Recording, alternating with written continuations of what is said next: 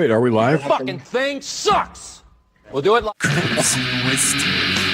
are now. Get in, sit down, buckle up. Cruise and whiskey. Get in, sit down, buckle up. Grab some booze. Cruise and whiskey. Dick in my nose. Welcome my butt. back. Welcome back to Cruise with Steak. Tuesday night, steakhouse, hanging out. Here we are. Boom. Bam. High energy show. Bringing the energy the whole time. Here we are. Yeah. I'm with my guy, James Cruz. Happy birthday, bitch. Thanks, dude. Yeah, man. Thanks. And also here. Okay. Fuck. Also here with, we got Jerry Cthulhu over there. Hello. Thank you Hi. for having me. We got Mr. Cliff Wall. Hi. You're welcome for having you, Jer. And we also got Mr. Watcher. Hey guys, how's it going? It goes. Wonderful. And then this fucking guy just showed up, Sean Shameless. He's here too. Hey, everybody. How the fuck y'all doing? Hail Satan. And we got Sean Shameless is back from the dead. Which I just want to say, Guess who's back? long time listeners, Back again. listeners of the show, they'll recognize Sean from our very first episode of Cruising with Steak. Psilocybin or psilocybin or no, not, ayahuasca. Ayahuasca. Ayahuasca. Every time I'm listening to Cruising with Steak and the episode like glitches out or it always goes back to the first episode. And it always is just like Sean Shameless. I'm hearing your voice. What do you listen to? Like what podcatcher? It doesn't glitch out. It's just when let's say I don't download it and I'm streaming it. Oh, then I leave my house and I don't have an internet connection. It all of a sudden just goes back to the first episode. That's I don't know weird. if I that's awesome. You're That's so dumb. download it or Haunted. Dude, I'm so woke. My third eye busted through my forehead. Can you see that, Cliff? Yeah. yeah. I think I saw the pictures. Did you fall? Were you ascending when it happened? In true slightly sober fashion and shamelessness, I learned a valuable lesson a few months ago to never ever challenge a bartender to go shot for shot. I managed to make it out of the bar, and my wife was driving us home, and I had to go relieve myself on the side of the road. And I'm not sure if the side of the truck broke my fall with my face or if it was the ground, but I do recall a vague moment of adrenaline bringing me sober, and I could hear Mrs. Shameless hollering out, "Did you fall?" And I hollered back, "No, maybe." And then I'm on my way to the hospital after that. It was great. Blood all over my truck and all over me. Good times. Good times. Yeah, gravity's a bitch, man. Were you drinking Jaeger bombs or what? No. I pre-gamed with a half a bottle of scotch. And then As I one drank does. 4 IPAs, and then I don't remember how many shots. I know they were all free because she thought that she knew she was going to win, basically. My wife says they weren't free. I don't remember. Somehow I they know I got closed paid. my tab. Yeah, they got paid for It was a girl bartender. Say again? It was a girl bartender you're going shot for shot with. Uh-huh. Oh man, you don't trust those women. Oh, yeah. Bad news. Moving on. She was like shooting the shots over her shoulder as she was taking them, and they were just splashing into the. They would just Oh, disappear. she could have been just pulled. pouring Yeah, the same shot and taken it out. yeah. I don't know. You got I heard bamboozled. she wore one of those Venus butterflies. I They don't were know what that is, but it can't be good. They were holographic shots she was taking. Wait, who are we talking about? the bartender. Shots of Tupac. I like that. A chick bartender beat your ass? I mean, I'm okay with it. No, that's Who's She was a man. Oh, it was Maybe. She was a man when she was 12 years old. woman. I mean, I live in Finkel and Santa Cruz. So Finkel and it's Einhorn. Pretty. Did At least it she have wasn't a a swamp dick? donkey. I was trying to find out, but I didn't get that far. All right. It doesn't matter. You got What your does matter is tonight, guys. What we're here to talk about: cycles, Yugas, bicycle. and But in bicycles. and other stuff. I like Cycles- to ride cycles my of time. bicycle. Cycles of time. And Yugas. And Nice. The Yuga cycle. What's a Yuga? Exactly. What's a Is a Yuga that That's- thing you get down at the store that you take when your stomach's not happy? Bullseye. I think that was the one. Yeah. I think there's Right on. suppositories. Oh, I mean, my uncle used to give me Yuga all the time then. So a Yuga in Hinduism, I guess that's where it derives from, right? So, I think it's Vedic. yeah, in Hinduism, in the epoch or era of within a 4-age cycle. So there's 4 of these cycles, and then a complete Yuga starts with the Satya Yuga. Satya Yugas. Yeah. That's what's coming next. So there's the Satya, the Treta, the Dvarapa, Devrapa? The Kali. the Kali. Yeah. Hold on, y'all. When did all this get Spanish and shit? I don't understand. Yeah. I thought you were talking about India. This is- and I'm this is more hearing in- Carlitas and Are they- Carlitas. Sorry about that. Sean, you get kicked off real quick. Do they correlate with in length to the Mayan Baktuns? That's a good question. I've been reading a little bit on it. It's a pretty interesting stuff. I mean, like the span of the time frames of this stuff is like a million year. It's crazy, dude. Like Oh, right. The Yugas follow the precession of the equinox. yeah. Also, isn't that 24,000 years? 20 Something like that? 26.5 or 25.6, something like that. It's 20. Yeah. So the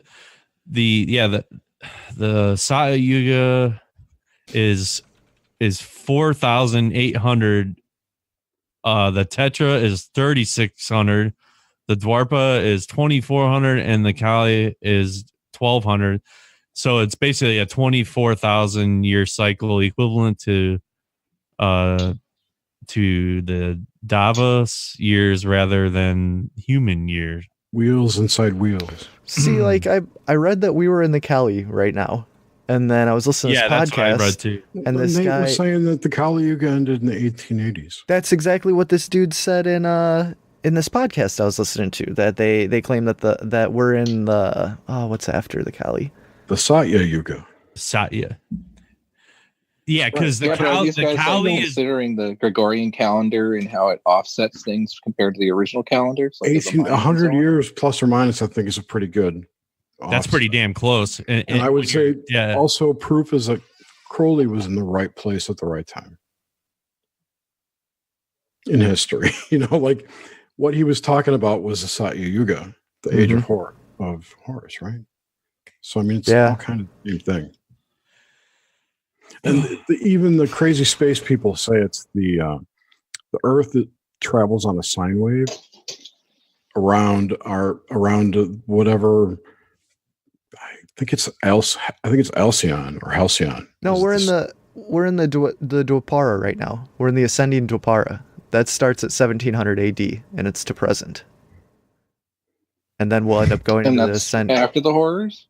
No, that's after the Cali. Okay, I got a good chart here that makes sense to my brain. Yeah. So this says I thought we were in the Satya Yuga. No, we're in the ascending Dwarpa That makes no or sense. Dwapara. Dude, I think it's a Mandela effect. It could be, Ooh. We've seen that before, Jerry. but a lot of these charts right now are saying that we're in the The ascending. Kali Yuga supposedly just ended. So what would be It next? did, and and then the Dwarpa is next, No, or Dwapara. no.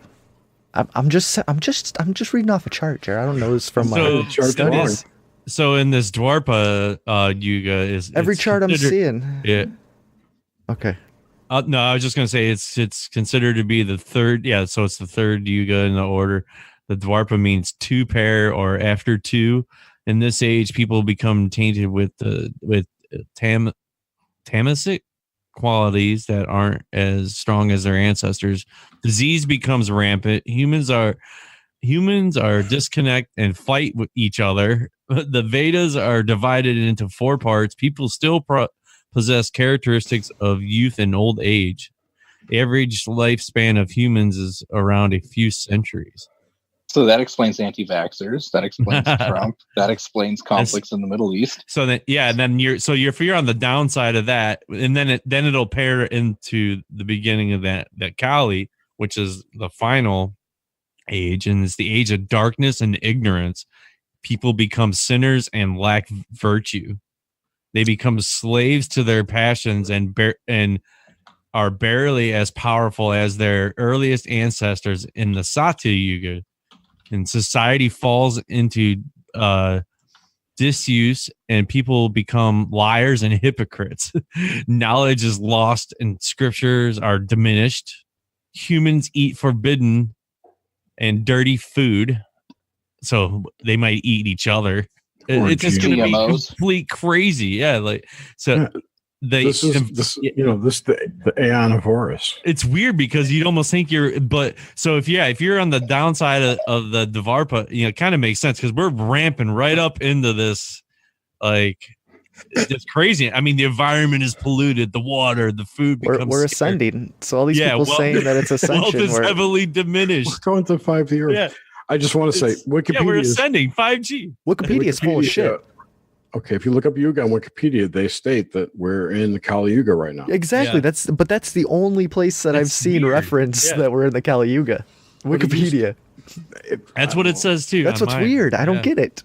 Every other place says that we're in this. It's not this the first Dvara. thing that's been changed lately, but whatever. Yeah. Families become non-existent by the end of the Kali Yuga. The average lifespan will be as low as 20 years. God, it's like living in the 1800s, the dark Oregon ages. Trail shit. You died of. Sorry guys. What is that? Dysentery. Dysentery. It's a Bernie Sanders led Mad Max world. Oh, I can't wait. All right. I just had a thought around the Mandela effect idea here, and if it's true. One, is the assumption that the Mandela effect is caused, or is it an assumption that the Mandela effect is something that's occurring? Either one of those. Why would... Doesn't matter. I mean, it doesn't matter the mechanic of why, but what does matter is what would trigger it if you think we were in a different time and then suddenly now we're back, it sounds like, in the timeline of this cycle. What would be advantageous of that? What if there were alternate dimensions, realities, whatever you want to call them, that are invalid in some way, and they're merging back into ours? Like maybe they terminated and this was like the last known good? Yep. And on the other side of that, you've got time. If you're on one of those timelines and you get merged in here, it's two different ways to look at it. It's impossible to tell if it's true or false. I'm not looking for validity or truth. I'm just looking at, like, if we think it's possible, then is there some kind of connection to these cycles and timelines being reset based on the timeline we're currently experiencing? That's all. There's a lot of people saying that that's what's going on. Yeah. I don't know, man. I think that our civilization's due for a good reset. Because if you look at these charts, like during the the Satya, during the Golden Age, that kind of lines up with the whole thing with like what Graham Hancock's trying to prove with an ancient civilization around that same time era who were advanced like Atlantean people or something. Like, so there's definitely credible. I don't know. I think they're the ones that built the pyramids. That's when all this megalithic structures and all this crazy shit started happening. It all happened during the Satya. It sure as hell looks like it goes back to Egypt where all the shit started. Mm-hmm. So but I think the gravity was different during the time of the Egyptians, and they could lift boulders. No, I don't. I think they were just a higher level of consciousness.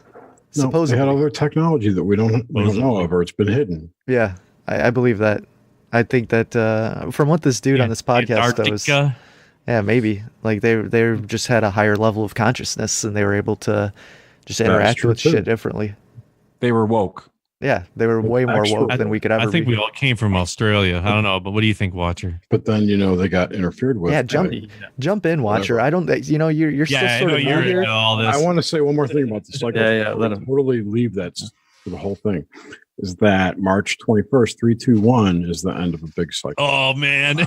It's like the end of, I don't know, one person saying it's the end of interference.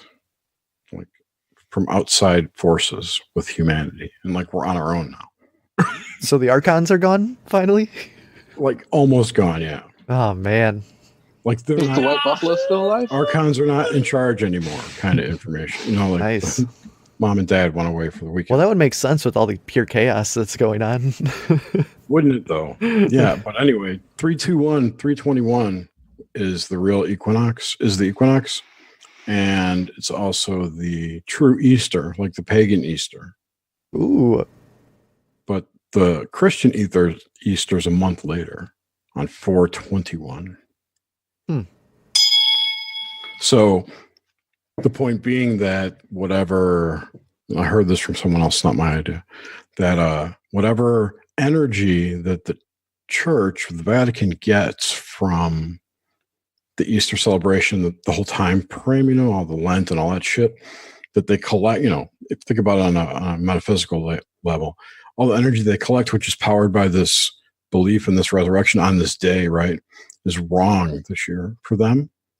So none of their magic will work anymore. Right. Jeez. So this is why I keep thinking that the Vatican's going down soon. It's possible. Earthquake. There have been so many news stories about, you know, their pederast. Oh yeah, Oh, dude, that's yeah. all gonna bite him in the Pederasty. ass. It Pederasty. has to sooner or later. It's been out in the open for like 20 years now. It's like, why are they just letting I've it known it since still I was happen? in third grade. Yeah. Well, I mean, Trying to stick shit in my I mean, mouth. everybody's What the everybody's known about it, but as far as like the public trials and being in the news and like all that shit going down, like it's Then they been, want to like, hear. remember that- They want you in a closet, a dark closet, where you tell them how you masturbate that's weird. 10 times Does a week. anybody remember And that I video? think about that fucking came my out? mom 3 times a week, and I thought about my sister. And they hear this. Who knows what they're doing in there?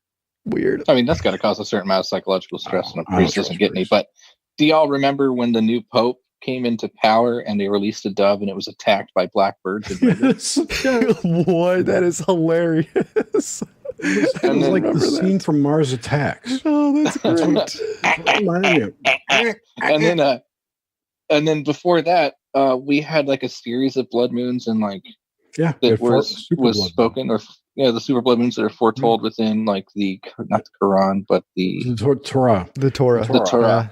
The Torah. Thank you. Torah. And I mean, it was I'm a firm also believer that- the Jubilee year, and it was also, this was 2015, right? That was the 20 year. That was the year that I got woke, quote unquote, or started getting. September 23rd was the, you know, mass arrests and And then before that, the White Buffalo was born. That was in the 90s, though. But I mean, there's been a lot of things that are a lot of prophecies come to pass recently, and it kind of makes you wonder if there was an ascended race. I'm saying if there was an ascended race before us Mhm. that saw this coming, and then that information over time was disseminated down into the different tongues. Okay, we're talking Tower of Babel, everyone 7 languages, 7 tongues, 7 religions. And so maybe their timelines aren't exactly accurate, but all of these religions have some kind of milestones that are happening now. And okay, so Mandela effect. So let's say that this timeline was a failure and we fucked up. Now we're back. Or we've merged into the next one, merged into the next one until they all reduce into that final timeline. Right, exactly. Map reduce the timelines. You just made me think of something and I forgot it. God damn, it was really interesting too. I don't know. I think just with a lot of prophecies and shit, there's a certain type of they have this vagueness to them where you could almost apply them to anything going on at any point in history. Like there's, I don't know, man. Like who was it? A lot of Nostradamus's prophecies there was like Roman Quatrains. empires. What was that? They're called quatrains, but yeah, Quatrains? They're poems or whatever, parables, if you will. They're Right. There's always room to extrapolate, and they're always vague. And maybe you have to take into consideration, like, I mean, if you've ever done psychedelics, or you've ever been in a dream, and then you try it. So let's say a lucid dream, and then you try to convey that dream in the waking time frame. IRL. Yeah, but he was In real life IRL, you can't necessarily articulate the dream because you're moving through feeling. So a person in that dream has the relationship to you in the dream is all of these things, this list that you're attaching to that particular marionette in your I like a dream. good And when you list. try to explain it, you can't just say this is Bob, because really Bob represents this litany of things that you relate to, because in dreams, if you think of the Jungian psychology, all of the participants in your dreams are archetypes of the mind that are helping you rationalize or understand an emotional event or a quandary or X, Y, and Z. And so in that same thought, when we're in that state of lucidity, in touch with the Godhead or the spiritual, what's the word for it? When we're in touch with the ether, Higher self. trying to the higher self, when you're trying to condense that information into something that's tangible, but also carries enough spectrum to be applied where it's appropriate. That's why I look at religions and prophecies and go, okay, it's pretty open-ended, but I'm seeing a lot of pieces that fit here. And maybe it's not necessarily mapped out in a way to say, at this time, this will happen, but it's definitely mapped out in a way for you to go, oh shit, this smells like this thing that we've already They're heard almost about. like warning signs. Yeah. Mhm. Like if you start seeing this shit might go down. Or Well, something that's like what that. the whole, Yeah. omens are, and Oh. the things leading up to the tribulations and shit. That's not going to happen because the Vatican's not going to be around. I remember what I was going to say to Sean. What if instead of, how you're talking about the Egyptians, I forgot the other civilization you mentioned, but what if they're not part of history, but they're outside of history and stitched in a timeline? Like think about Pocket Universe, grapes on a vine, right? And they just got disconnected. But to us, it looks like they went away. But maybe they're still alive and running in somewhere else. Or if running at a different frequency that we can't understand. Yes. So if the timelines are merging, these things should come through. Michael Crichton believed this because he went to Egypt and then saw everything happening as if it was in its heyday. And he had this vision. So he thought all timelines were happening simultaneously. Oh, yeah. And I don't disagree with that. I think there has to be a point of origin, a point of destination for time. And then there's a divergence in the events that occur and how things progress. But there has to be some consistency in this for any of those dimensions to speak to each other in some tangible manner. Maybe it's Maybe. like We don't know like what the you fuck were it saying, is, I mean, they could like be the timelines competing. fake. They could be fake Sorry, too. They Jerry. could be holographic. Who knows? Yeah. What were you saying, Isn't Watcher? there Because things- I was trying to hear that. I'm sorry. Isn't there sorry. It could be like, sorry guys, it could be like timelines competing, as you were saying, Jer, trying to gain dominance over one another, and they kind of move into our timeline. If things start happening that seem like the Kali Yugas coming, or the idea of the Mayans coming into our cultural reality. Mhm. So all these aspects competing with each other for dominance.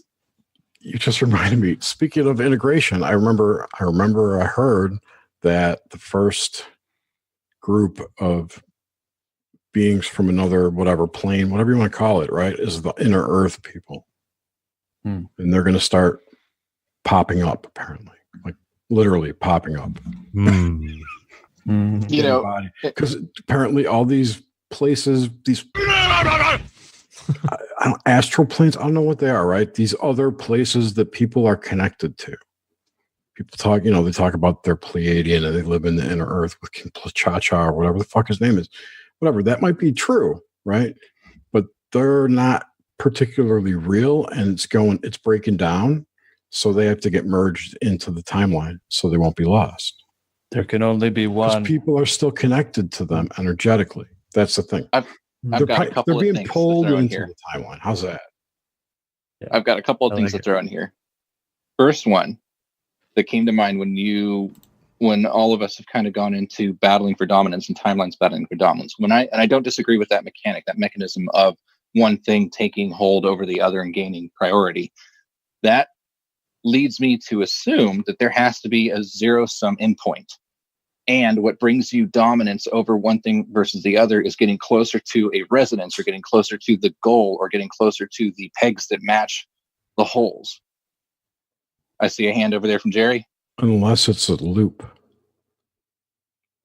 I still don't. So I feel like everything has to have some mechanical benefit. So the world can be in a loop, and time can be in a loop, and our existence can be in a loop. And if it's a fucking dream, then it doesn't make any sense anyways. And we try to bring some linearity, some linear idea to the existence we live in here.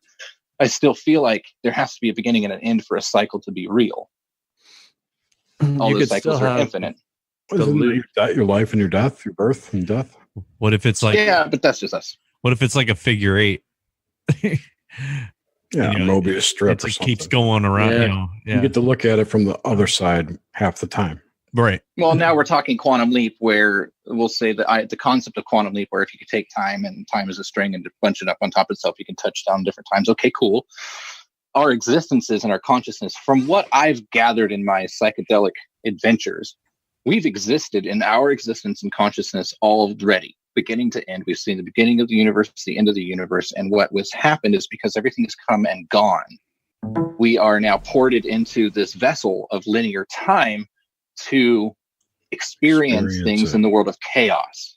And every time we come back, it's a little different, and our challenges are different. And that's based on the terrain, the people around us, how we grow up in the environment we grow up in. It changes us slightly. We have all of that memory when we die. We have all that memory when we reach a dream state. We have all that memory when we go into a psychedelic state, like with DMT. But when we're here in our linear conscious minds, we have our Godhead. It's telling us, our intuition, our heart saying, you should do this versus that. But the influences of our environment, tabula rasa, Rousseau, affects us and our conscious decisions and how we respond and react to each other. Yeah, it's just instincts and survival mechanisms that have made us survive when we're awake, you know? I mean, we have those So senses. assuming that time doesn't exist outside of this mortal coil, that changes the entire dynamic of the physical realm that we live in. Still makes me, it kind of negates the concept that there are different universes.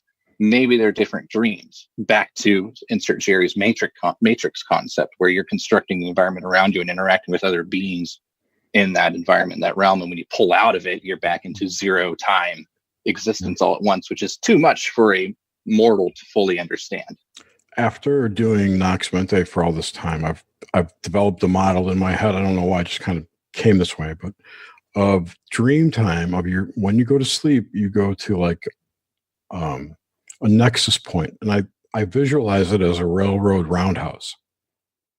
You can come in one and go out another door. So it's basically a room full of doors that you can go to other universes or other whatever planes. Maybe that happens at specific times. If you think about like a sine wave, I was just gonna say that. Yeah. Right. Like all these. Yeah, sure. Say there's a bunch of converging lines, right, that come at like a time wave zero if you're looking at a linear graph. And these can happen in small moments in life, or they can happen in larger moments among populations or countries, or whatever. But my personal theory, and this is my theory that I've developed, is that your left brain, the way it's separated. So we've got one brain, but it's separated, right? 99% of it runs your body. That's what it does. So, but the separation, the left brain keeps you analytical and keeps you thinking and stuff. The right brain is more of a shared space with the collective. So you're always connected to it, but you're always blocked by it because of the hemispheres. But when you sleep, that firewall goes down. When you get a second, I want to jump in here and have talk about waves. More open ports in their firewall than normal people. It's in your conscious and subconscious. Right. So when you go to sleep, your firewall goes down halfway. Yeah. You can drift off into some place where you can experience the collective consciousness. Trump built my wall. So anyway, that's my personal theory on it. So I want to jump in real quick, and I want to recognize, Jerry, your concept of firewalls, and I want to make a statement that I learned in philosophy class and psychology class. Teacher said, "Where does a chair come from?" All the students, wood, manufactured, The baseline concept he was trying to express and finally got us to understand is the idea of a chair existed inside of you.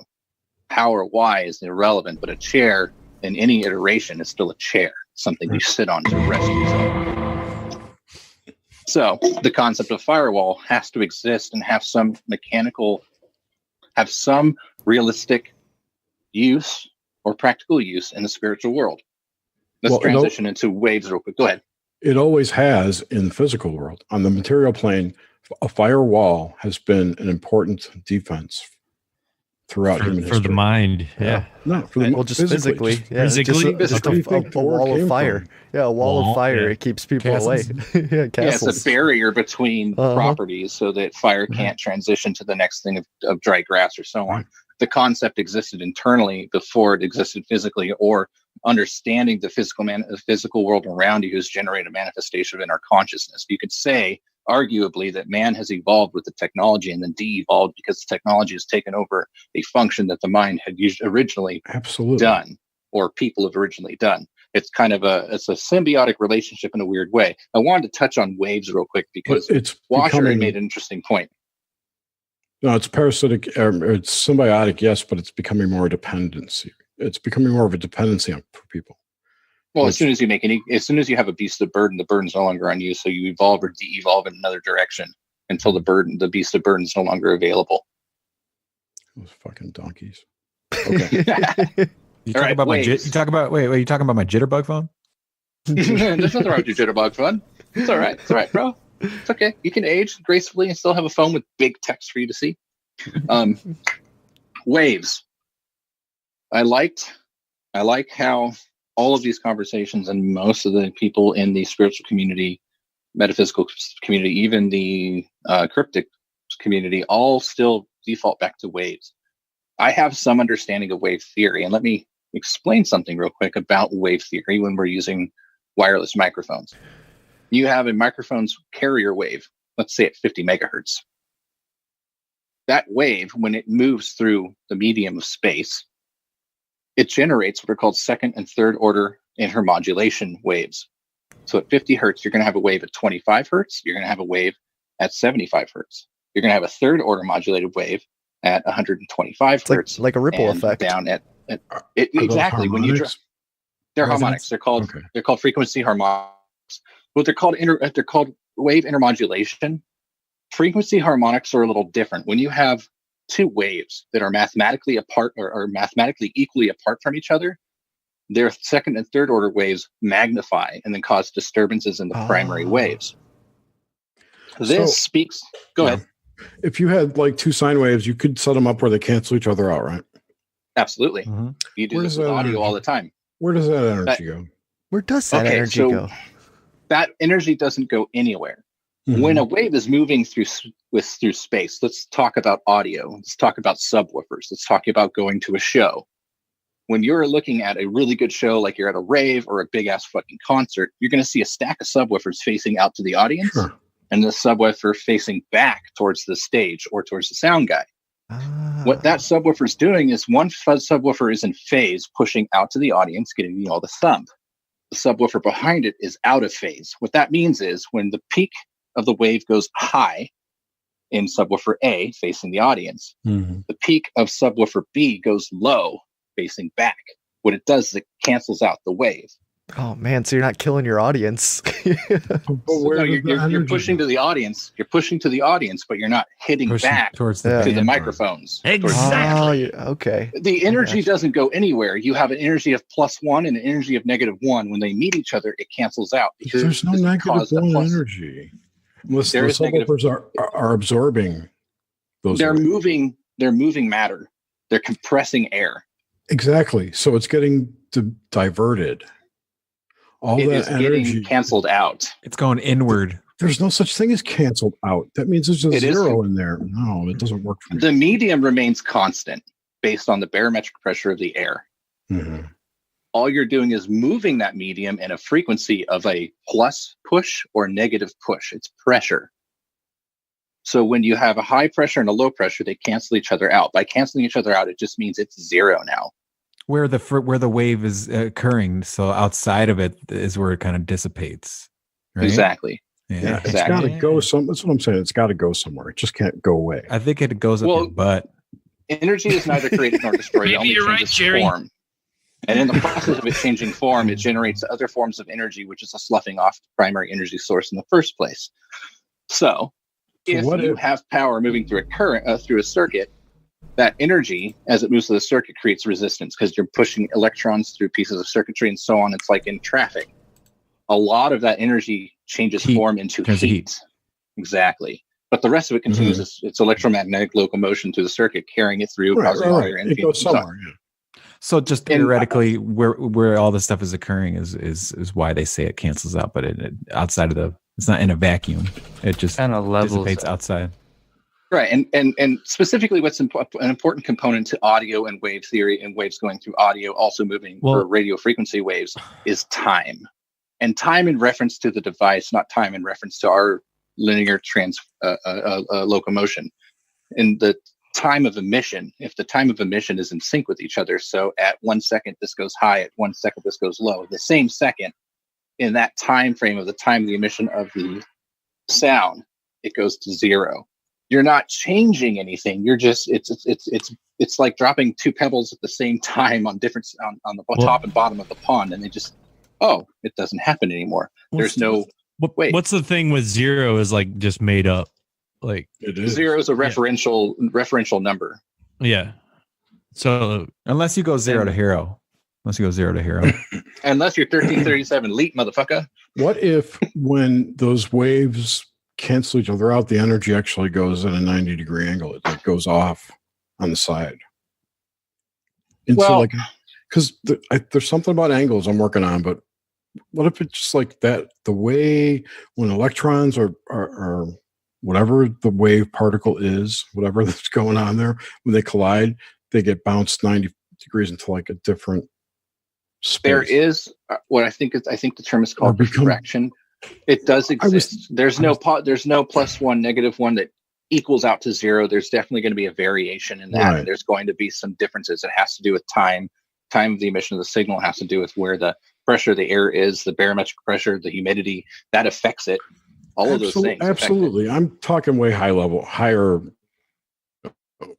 The hard part about talking high level is you have to have a good granular understanding of the deep level mechanics involved to get a good high level grasp of it.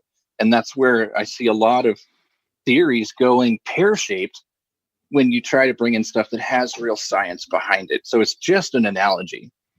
Oh, I don't have a theory. I'm just asking questions. This is my last one too, and I'll shut up. The when I say it goes off 90 degrees, what if it just changes the spin of those molecules, and then we can't see it because it's a different frequency or something? Talking like John Cena, you can't see me. No. You can say with a level of accuracy and confidence that a wave at +1, a wave at -1, as they collide with each other in time, not all of that energy dissipates completely. It doesn't go back to zero sum completely. There are things involved. Well, if you look at like water and the ripples, if you have one dude chuck the rock in on the side of the pond and the other one chuck the rock in, and those ripples meet each other and cross, they just don't just disappear. Then they turn into like third and fourth ripples, you know? Sure. Yeah. Can you do this with lasers? I don't know enough about light to say. Bend lasers? Yeah. I wonder. Bend them, have them cancel each other out. I don't think that's possible because they're two lights. So E = mc². Light actually has a value of matter to it. So it's not the same thing. It's moving through a medium in a wave that's very high energy, but it doesn't necessarily cancel itself out. One time, however, to the -23rd or some shit. That's how you get if you add red, blue, and green in equal measures, you get black. What? Black is all colors and white is the absence of color. Correct. That's why. And 1 is the loneliest number. All of the color that you perceive in the world is a reflection of all but that wave. And fits into a byte. 2 bytes. Correct. So when you see a color, it's because out of the red, blue, and green, to see green, red and blue is being absorbed by the material, but green's being reflected back. Those gradient, those different blends of colors are really the material reflecting back measures of frequency of each of those colors spectrums so that your eye can perceive it. But there's a shit ton more light that we don't see. Dude, you're not shameless. You're fucking Mr. Wizard. Yeah. I'm an engineer. Let's just start. Did you go to the crossroads?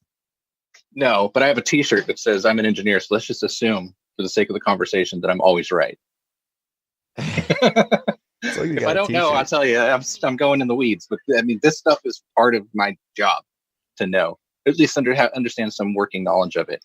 And I have a lot of fun trying to take these ideas and apply them indirectly or as directly as I can to the concepts of the world we're trying to understand together. Which is why I love this group, because a lot of it applies, but loosely. It's fuzzy logic. It's not linear logic. What if your knowledge that you've learned, the stuff that you've been taught, right, is faulty?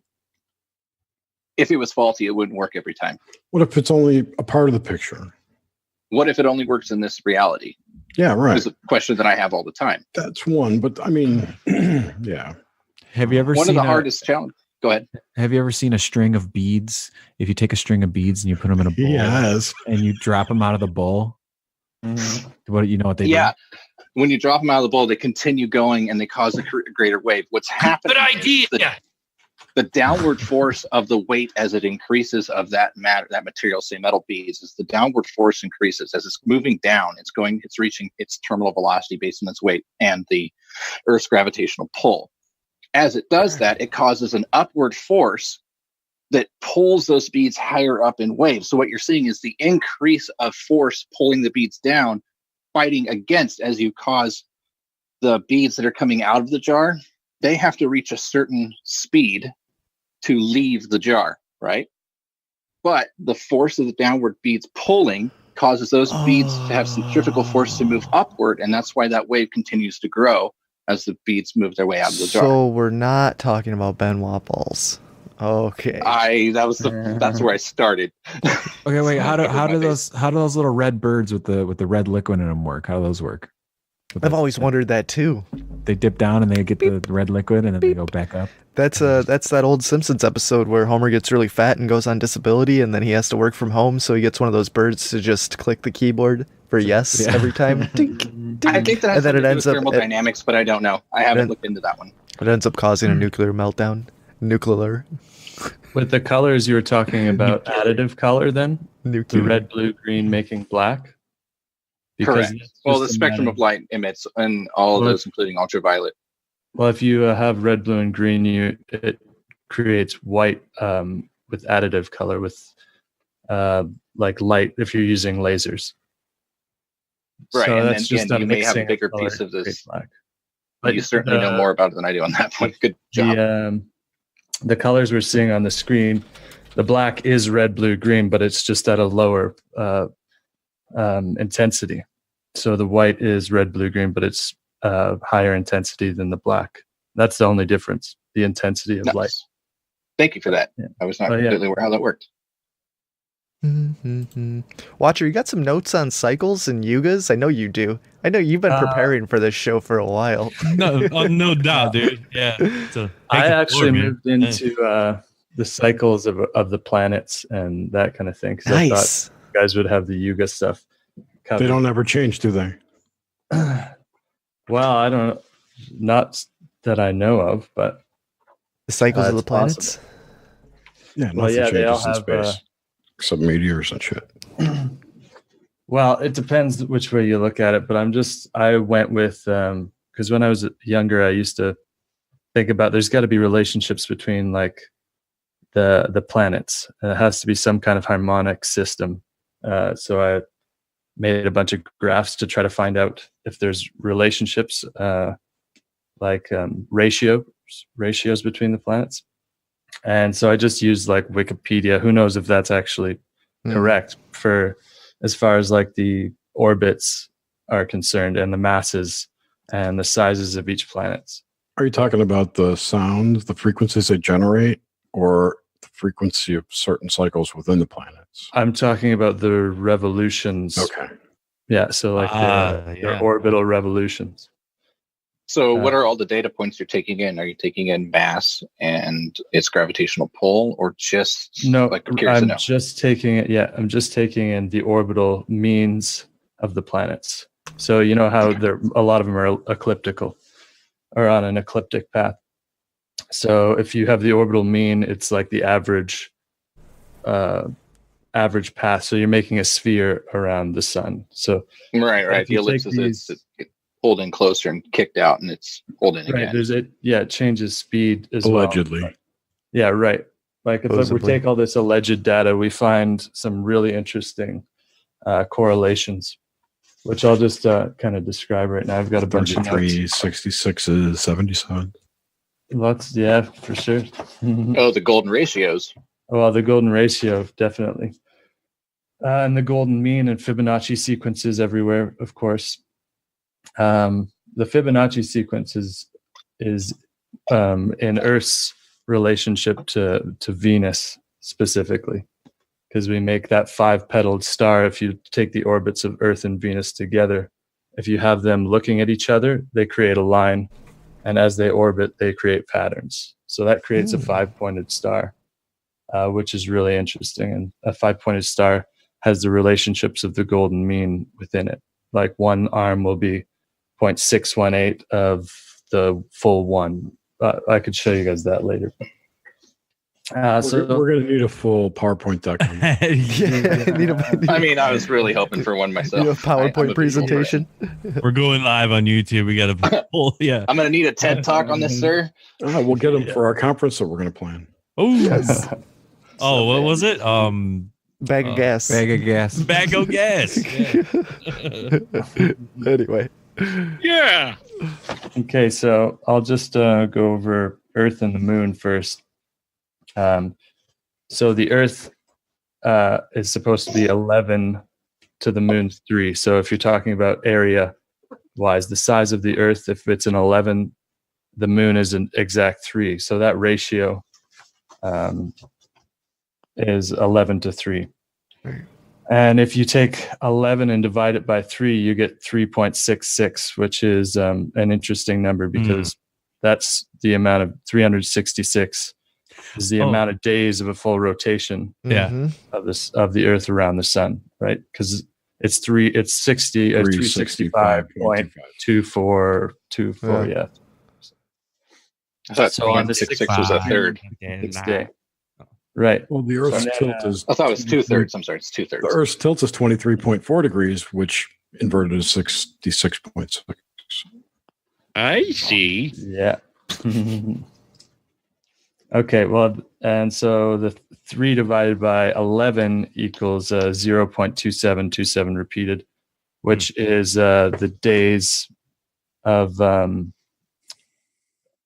days that the moon, so, in a full cycle of the moon. Lunar cycle, yeah.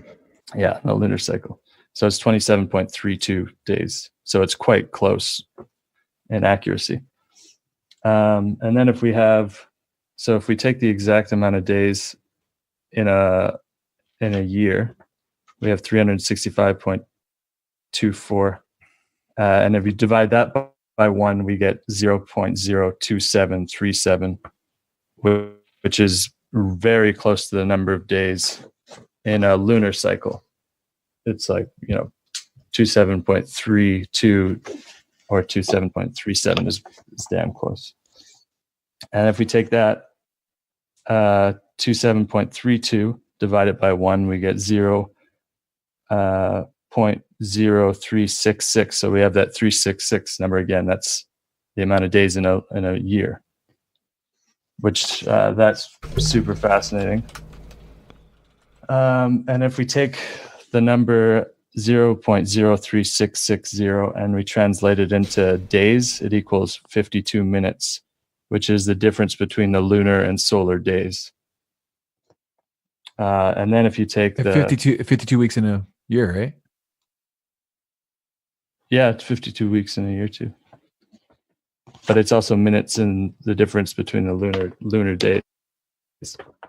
And then if you take so our 0.0027 and turn that into or divide it into days, you get 3.25 minutes, which is the difference between a sidereal day and a solar day. So the idea of so in a day, the Earth moves a full rotation and a little bit more, and 3 minutes and 52 seconds more, because it has to face the sun. Mm-hmm. If you guys know what I mean. If not, I can clarify. But and Yeah. Okay. So that's kind of the. It's like it's Earth making is like a swath. It's not like a perfect rotation. Well, no, because say if we're at 9 o'clock and we move in relation to the sun that much, if we're at 9 o'clock again, we're not going to be facing the sun exactly. You have to move a little bit more because we're moving on a greater elliptic or a greater orbital. Oh, the way it turns ovalish instead of right. So a if we circle, like. well, no, we have the sun in the center, right? And then if you were to make a full rotation of the Earth, you would be facing. You wouldn't be exactly facing the sun because of the way that the Earth moves through space. So you need to have another 3 minutes and 52 seconds to face the sun exactly. This is easier to describe through, like a PowerPoint or something. But use some Play-Doh. Just stick with me. Yeah, exactly. Mm-hmm. But okay, so in relation to, that's the Earth and Moon stuff. You could find like these crazy harmonies between the planets if you take the orbits. So if you can just imagine drawing 3 equally sized circles and make a circle in between those that lines up with the exact centers of those 3 circles. Right there, that gives you the orbits of Venus and Mercury in relationship to each other. So the Mercury would be the orbit that would be within the 3 circles. And then on the outside of those 3 circles would be Venus's orbit. So this is like geometrically, this is insane. And if you take the orbit of Venus and square it, so you have a square, the square, the points of the square, you can create a circle around that square, and that is exactly the Earth's orbit. Oh, that's crazy. Yeah. So this happens all throughout the solar system with like Uranus. You draw a triangle, and then that encompasses Saturn's orbit, and then you draw a 15-pointed star in Saturn's orbit, and it will encompass Jupiter's orbit. And if you take a pentagram around the Earth and shift it, and then keep on putting pentagrams outside, a lot of these line up exactly with the orbits of all the other planets. So there's just this insane geometry. Yeah, so do you when I hear things like this, like is it some sort of grand design? What is this? It's almost like things are just too perfect the way that they're made. Pretty interesting. And I haven't it just, to me, it's, if it's all true, there's some kind of structure to reality, some kind of intelligence. Yeah. So it's some kind of design, and it could be solely physics based, but I think there's more to it than that. Mm-hmm. But I think there's some order to chaos, and I think the idea and concept of chaos is just things with too many too many relationships and trajectories and cause and effects that we can't track. But what we're seeing, I think in an expression of what you're seeing and have shown with the math that you've done and the research you've done, is showing some semblance of order to what seems like a completely chaotic idea, or concept, which is our universe, our galaxy. And I think that there's so much truth found grounded in that, because it's something that comes up in some of our greatest minds in the golden ratio. I mean, I think that was Leonardo, or was it Michelangelo? I think it was Michelangelo that discovered the golden ratio. And you see that in nature. Fibonacci. It was Fibonacci? Yeah. Fibonacci. His name is Leonardo da Vinci Fibonacci, I believe. So Really? What a name. That's I did not know that. Yeah, that doesn't make. I'm kidding. Fibonacci. I think Montebello Tutti I'll Frutti. check.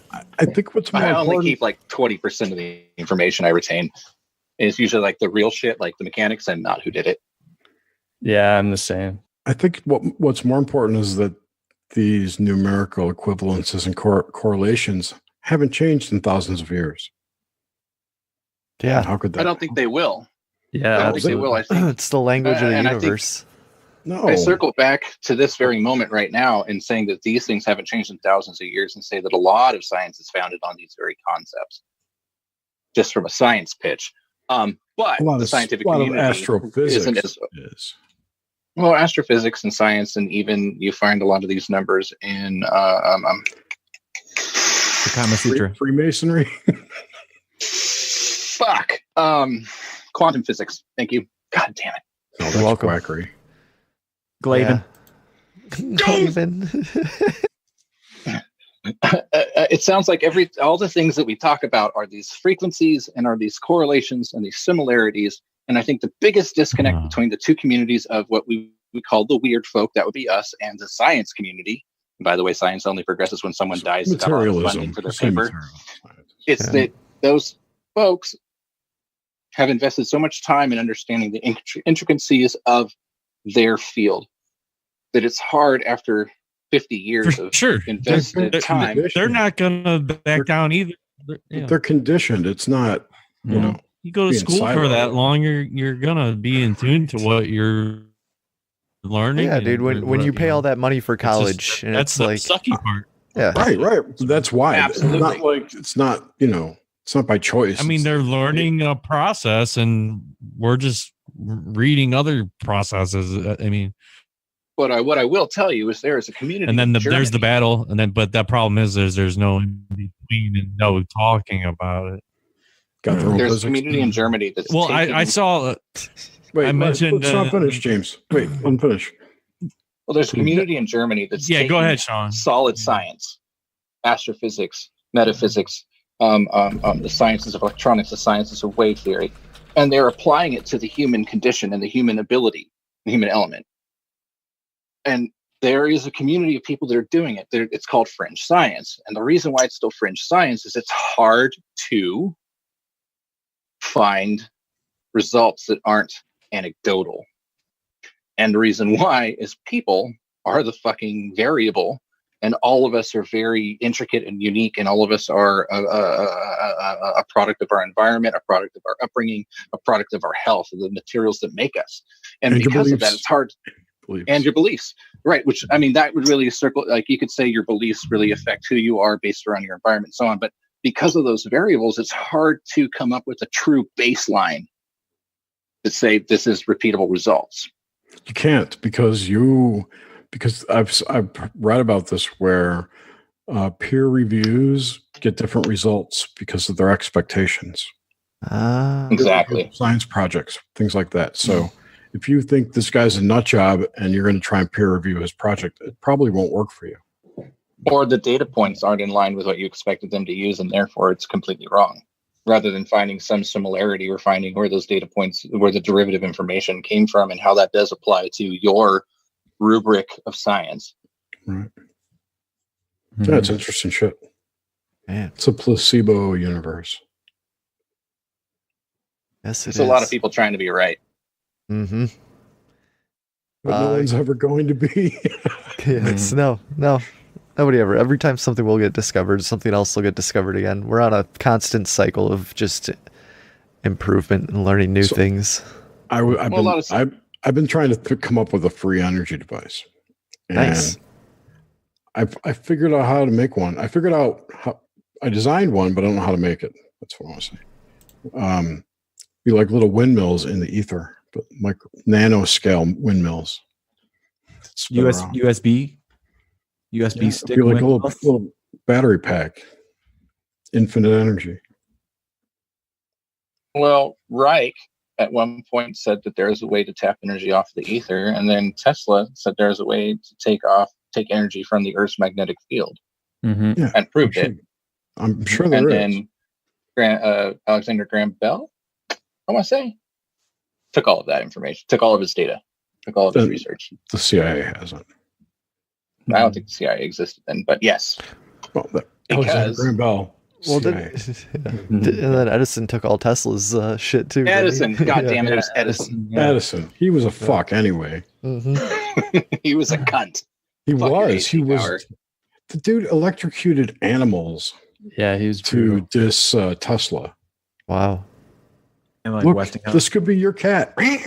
This could be your elephant. Right, Actually, he it's did an elephant, elephant too. that he Yeah, he electrocuted did. with DC Elephant. current, Terrible. That's fucked up. AC. and it all had to do with money. AC current, not DC. with AC, because that well, was Tesla was Tesla's about AC. direct current. Tesla and, invented Edison was AC. about- Yeah. No, Tesla was Tesla AC. invented DC. It was. Are you sure? I'm pretty positive. sure I'm positive. that he had DC direct current, and the reason why direct current didn't get much following is because it doesn't carry very far over power lines without a hell of a lot of push behind it. Right, which was Edison's invention. And then Tesla came up with AC. And they proved it at the Niagara Falls thing. Or no, the Then why World's the- Fair. The World's Fair. So why the fuck does Edison have the patents on AC current? Because Tesla worked for Edison at that time. All right, I need Snopes. I need Snopes. Get the fuck out of here Fake with your news. Snopes. Fake news. I need a man that does hookers and blow. He's going to know the real truth. We'll get the real truth with hookers and blackjack. Man. I'm Googling it right now. As far as I know, you're right, Jer. Yeah, that's I think he did. Yeah, because DC was Like I said, I only retain 20% of things. that's all right. That's more than I retain. So Yeah, you got to get some like brain pills. Dude, I need brain pills, definitely. I forget I'll- shit all the time. not the little blue ones. That's the wrong head you're trying to work on, buddy. No, That's I could use those too. Just, Too many Cialises will give you heartburn. Like nasty, nasty heartburn. thanks for the heads up, Jer. Too many wets. See, I'll Take Cialis. Cialis like 3 days in a row. Oh, you're going to suffer but I bet your dick's feeling ever great mix- for those first 2 days. if you use it. Don't mix Cialis. No, and nobody Propecia. takes. You'll grow Yeah. hair on your dick and you'll get a stiff neck. Don't mix it. Don't mix any erection dysfunction, whatever it's called, with anything but weed. Yeah. Well, I mean, you can mix weed with everything. That's the about- ultimate mixer, in my What opinion. about Ovaltine? Yeah, dude, weed and Don't Ovaltine. forget your Ovaltine. Yeah. And don't lick the frozen pole, whatever you do, because you're going to shoot your eye out. Oh man, All of those things. all of them things, those references. I did the tongue to a pole in the wintertime when I was younger. Oh, why would you ever I- do that? It was the worst. I did Man. it to a frozen piece of something, and then because I knew better, I needed something that was going to heat up fast. Man. It was not ripped, pleasant. It ripped the skin off my tongue, and then I have a vague memory of getting going to the store afterwards and getting like Chex Mix cereal for whatever reason. And then when I ate that, it was like the most terrible pain ever. Oh yeah, just got that raw tongue. Man. Yeah, it was raw. Now I want cereal. You bastard. We're about the halfway point. If you want to do a little jam, Felix, we'll take a little break, do a little jammer. Sure. Tesla had Cool. licensed his AC transformer to Westinghouse, There you go. which I think Edison later bought. I stand corrected. There it is. Boom.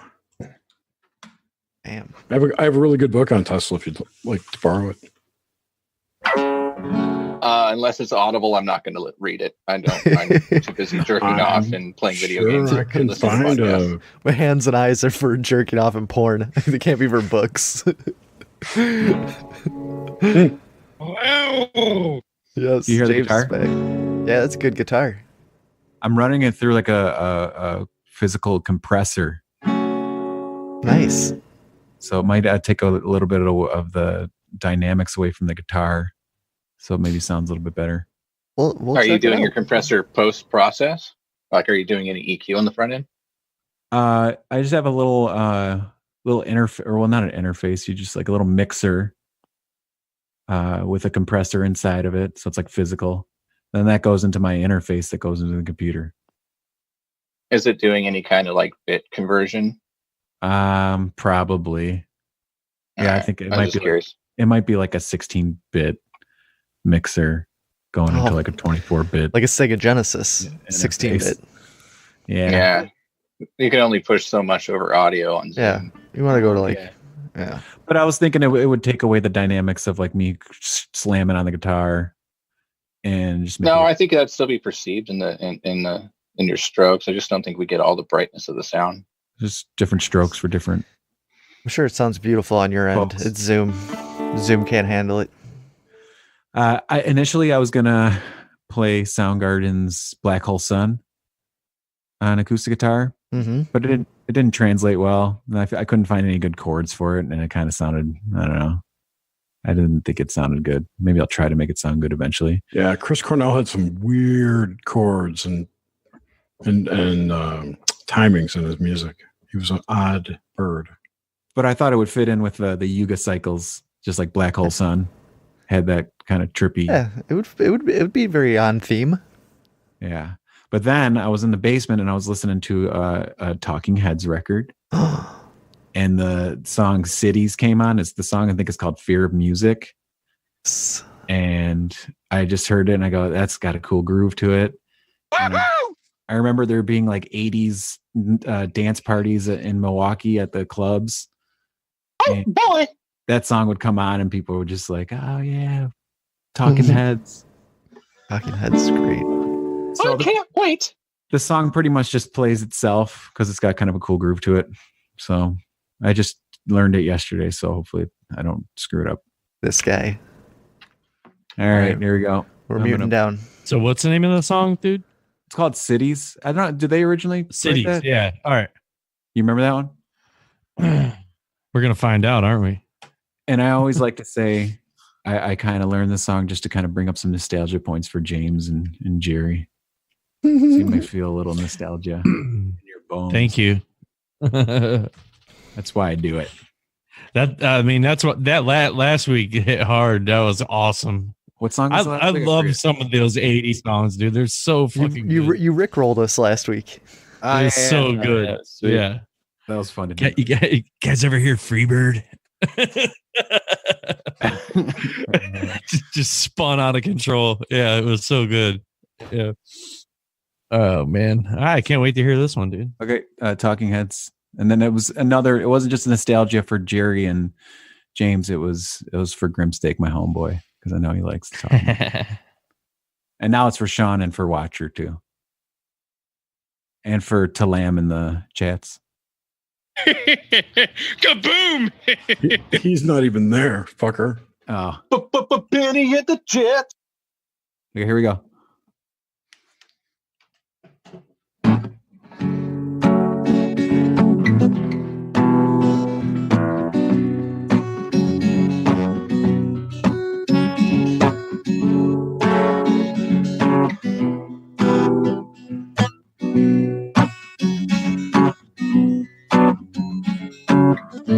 Think of London, a small city, dark in the daytime. People sleep in the daytime if they want to. I'm checking them out. Oh, I'm checking them out. I got it all figured out. Oh, I got it all figured out.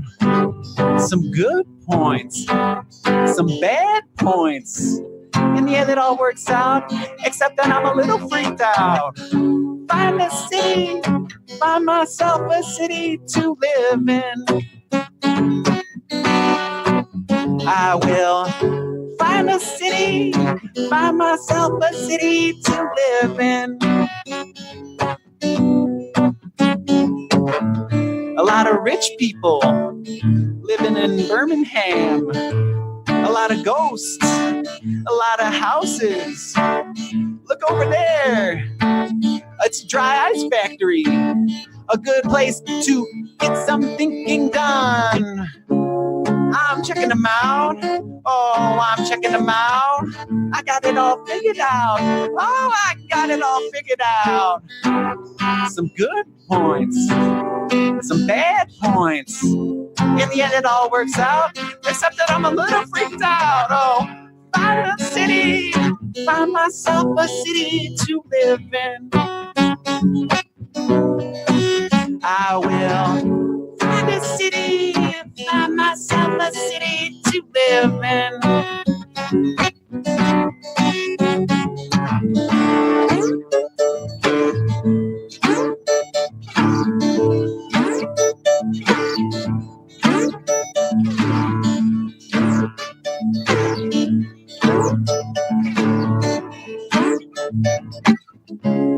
I'm checking them out.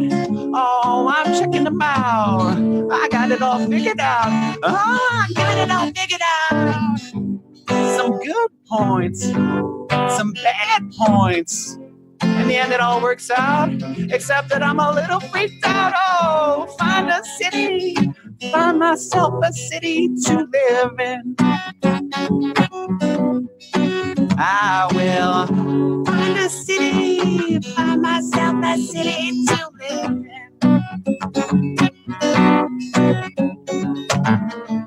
Did I forget? Did I forget to mention Memphis, home of Elvis in ancient Greece? Do I smell? I smell home cooking. It's only the river. It's only the river. Oh, I'm checking them out. Oh, I'm checking them out. I got it all figured out. Oh, I got it all figured out.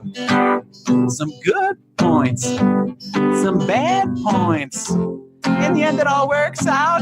Sometimes I'm a little freaked out. Oh, find a city, find myself a city to live in. I will find a city, find myself a city to live in. I will find a city, find myself a city to live in. Find a city, find yourself a city to live in. Oh, find a city, oh, find a city oh, to live in. I will find a city, find myself a city to live in. Find a city, find myself a city to live in. Find a city, find myself a city to live in. Find a city, find myself a city to live in. Find a city, find myself a city to live in. Find yourself a city, find yourself a city to live in.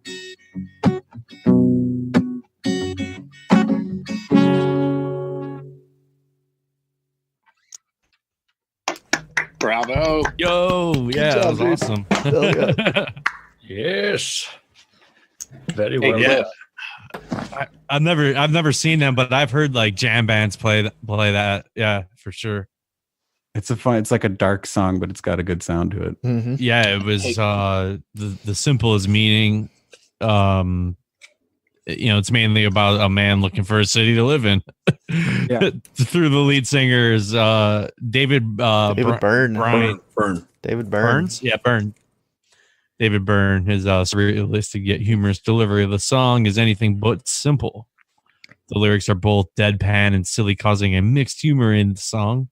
The crew combination can be seen in the lyrics such as, "Did I forget to mention Memphis, home of Elvis." What I usually have a tough time remembering lyrics, but that one, for some reason, there's like just really like visuals when he talks, or the lyrics. It's pretty cool. Yeah. That I can remember them just because of the idea. Like as I'm singing it, I'm like, okay, that idea of that. It's like taking you along the story. Yeah. Yeah, dude, you don't even need brain pills for that. That's a very, Remember those? that's a very Remember I cranial bought song. those? My favorite dark Talking Head song is "Listening Wind," Nice. Hey, Cliff. which Peter Gabriel did a cover of, actually. So yeah, it was a fast paced bass and keyboard led song. And was it Tina Weymouth's bass playing in the song is described as both melodic and funky. Yeah, with David, that holds it all together. The bass. her bass lines. Yeah. Did she slap at the bass? So, and the thing is, like, it's just the D chord for the verses and Nice. chord, and then like the bass guitar just kind of swims around that chord. And Wow. I like it. Ooh, yeah.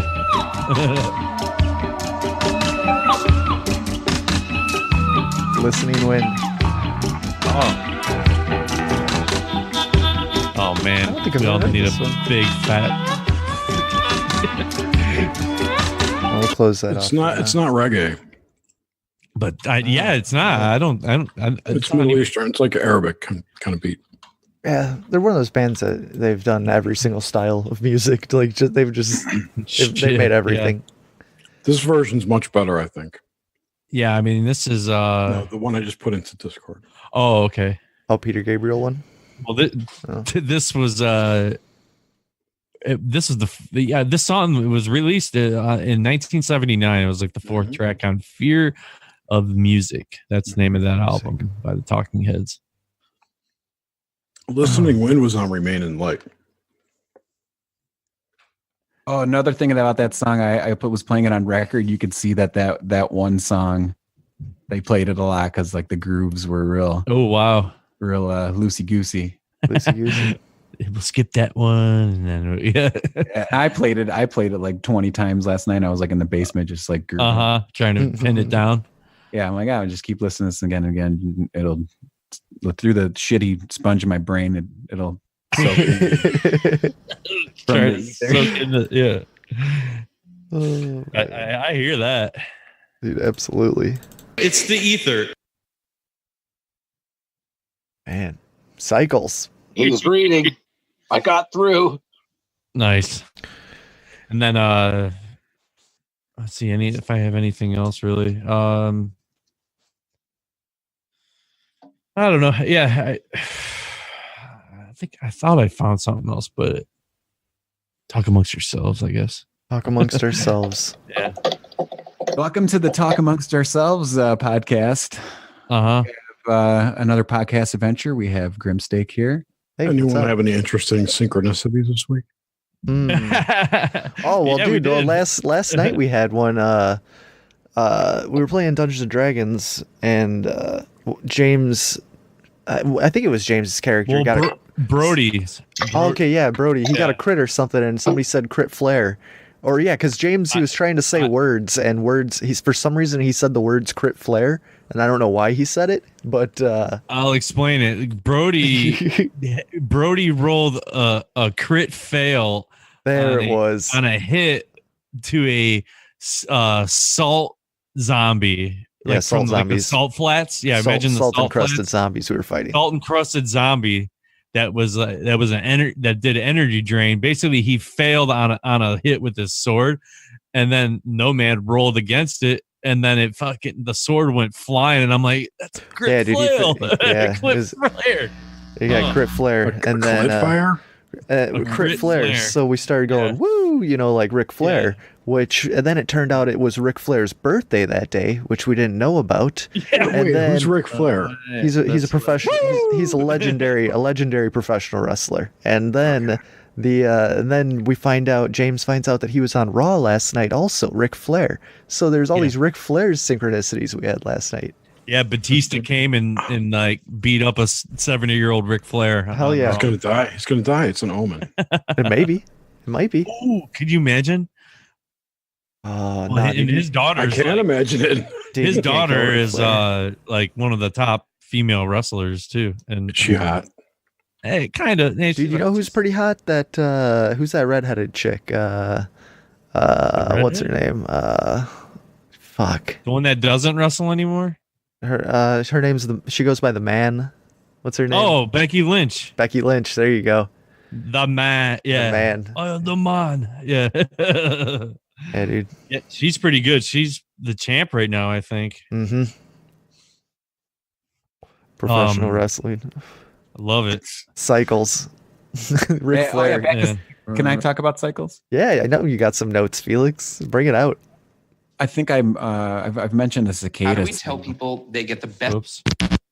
Sorry, I want to play something real quick. What is this? The audio fail podcast? Audio no. fail. I'm just trying to. I hate ads, so I'm just trying to play something real quick. Airplane mode. I love advertisements. Oh, you do? Speaking of, go to blueapron.com and use promo code Cruising with Steak to get 50% off all your We're Fucking on tour, and we're doing it better than anybody else alive.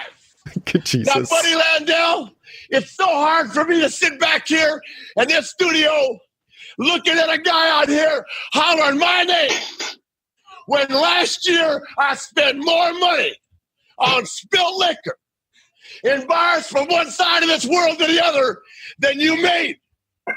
You're talking to the Rolex wearing, diamond ring wearing, kiss stealing, wheeling dealing, limousine riding, jet flying, son of a gun, and I'm having a hard time holding these alligators down. 70 years old. Yeah, A 70-year-old man. That's a good freestyle. I Oh, wish fucking- Macho was still around. Oh, yeah. I love that. Legends, man. Limousine riding. Yeah. Flying. Dude, I'm having a whole time holding these alligators down. Yeah, man. Just been with countless women. More women than Oh, any of yeah. us could ever imagine. Yeah. It's insane. That's my tribute to Ric Flair. Oh, Yeah. Ric Flair. Happy birthday, Rick. Happy birthday, James. You guys share a birthday. Hey, man, yeah, turned 41 yesterday. Yeah. Woo. And yeah, same old, on to the next day. Yep. Okay, Felix, continue on. Oh, okay. Yeah, I like Ric Flair too. Yeah, I bet. I do. I think on a couple podcasts ago, I said I liked his secret move. Yeah, there's been some crazy stuff. Like, so that reminds me of back when I was growing up too in the 80s, because there's a lot of 80s talk going on in the chat with old cartoons and stuff. Saturday morning shit we were watching, and WWF was always on too. And that's when I fell in love with that shit when I was growing up. You know, Macho, like you said, Macho Man, all that, Hulk Hogan. Have you heard his rap? Macho Hogan's? rap. Oh, Machos? I don't know. Oh man, you What? gotta listen to it. I'll put it in the chat. It's so good. I'm looking it up right now. There's he disses Hulk in a lot of them. Oh, that's great. Be a man, Hulk is Actually, one of you know, that's Yeah, funny. dude, I was scrolling across I'm something back. on Twitter, and it said Chris Hemsworth's going to be playing in a biopic. He's going to be playing Dude, Hulk he Hogan. released a full album called It Be a is Man. good. Oh It's my good. god. Wow. It's hilarious. Let's just get a little sample of this. This is called do I'm it. Back. Whoa, that's violent. All right, woo! Macho Man ran to that. That's right.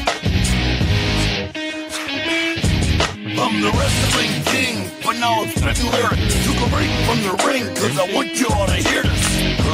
Nope. Are you recording this? Yes. Wow. Wow. Oh wait, that wasn't even going through to you guys because my Zoom's set up to my Yeti mic. That's what I was well, the audience heard that. I'm sorry.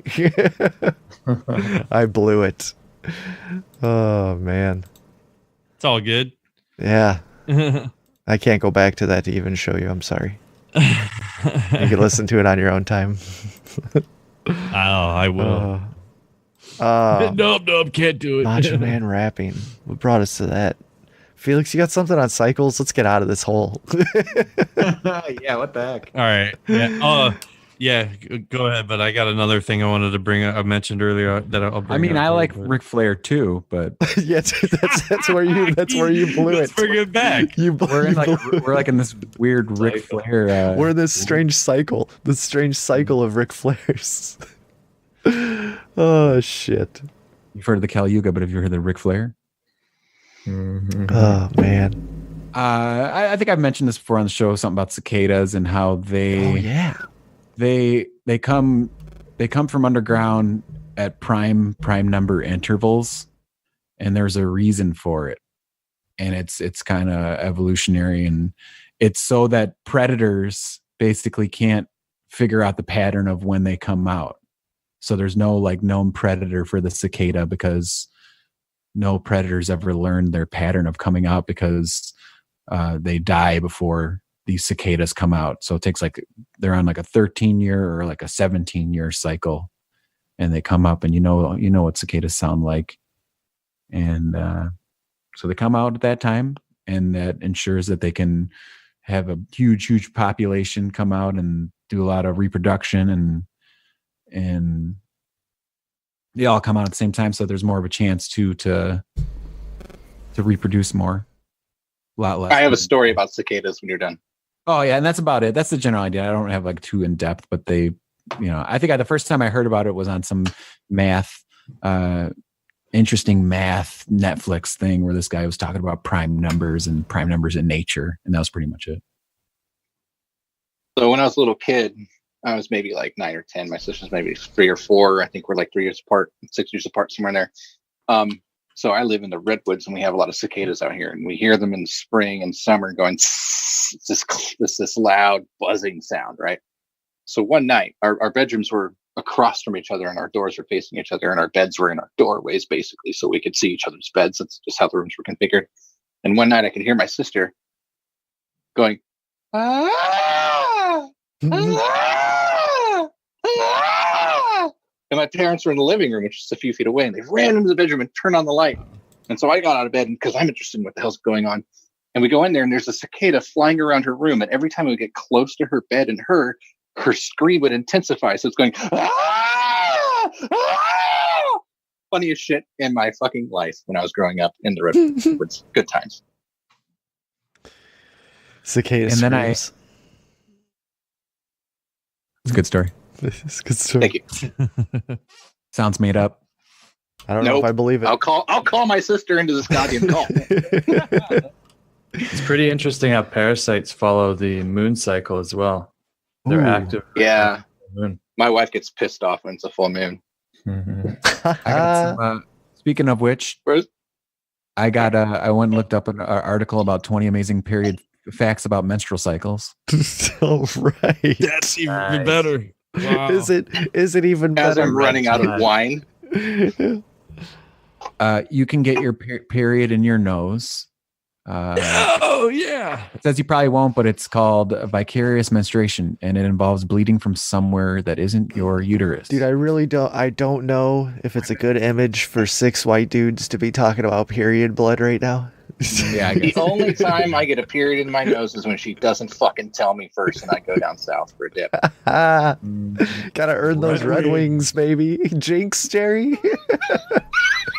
Hey, we can't talk about it, but we can, or we can't. Oh, dude, I don't give a shit. We I can just say think whatever we want. I was just making a joke. Mistake. I think it's No, I inappropriate. was totally mocking how ridiculous culture is now. We could talk about whatever the hell we want. It's cruising with steak. I just don't think I can talk about a biological problem that I'm not a fucking victim of. I mean, I'm a victim peripherally of it, but I'm not a direct victim of it. Hey, real quick, guys, I have a question.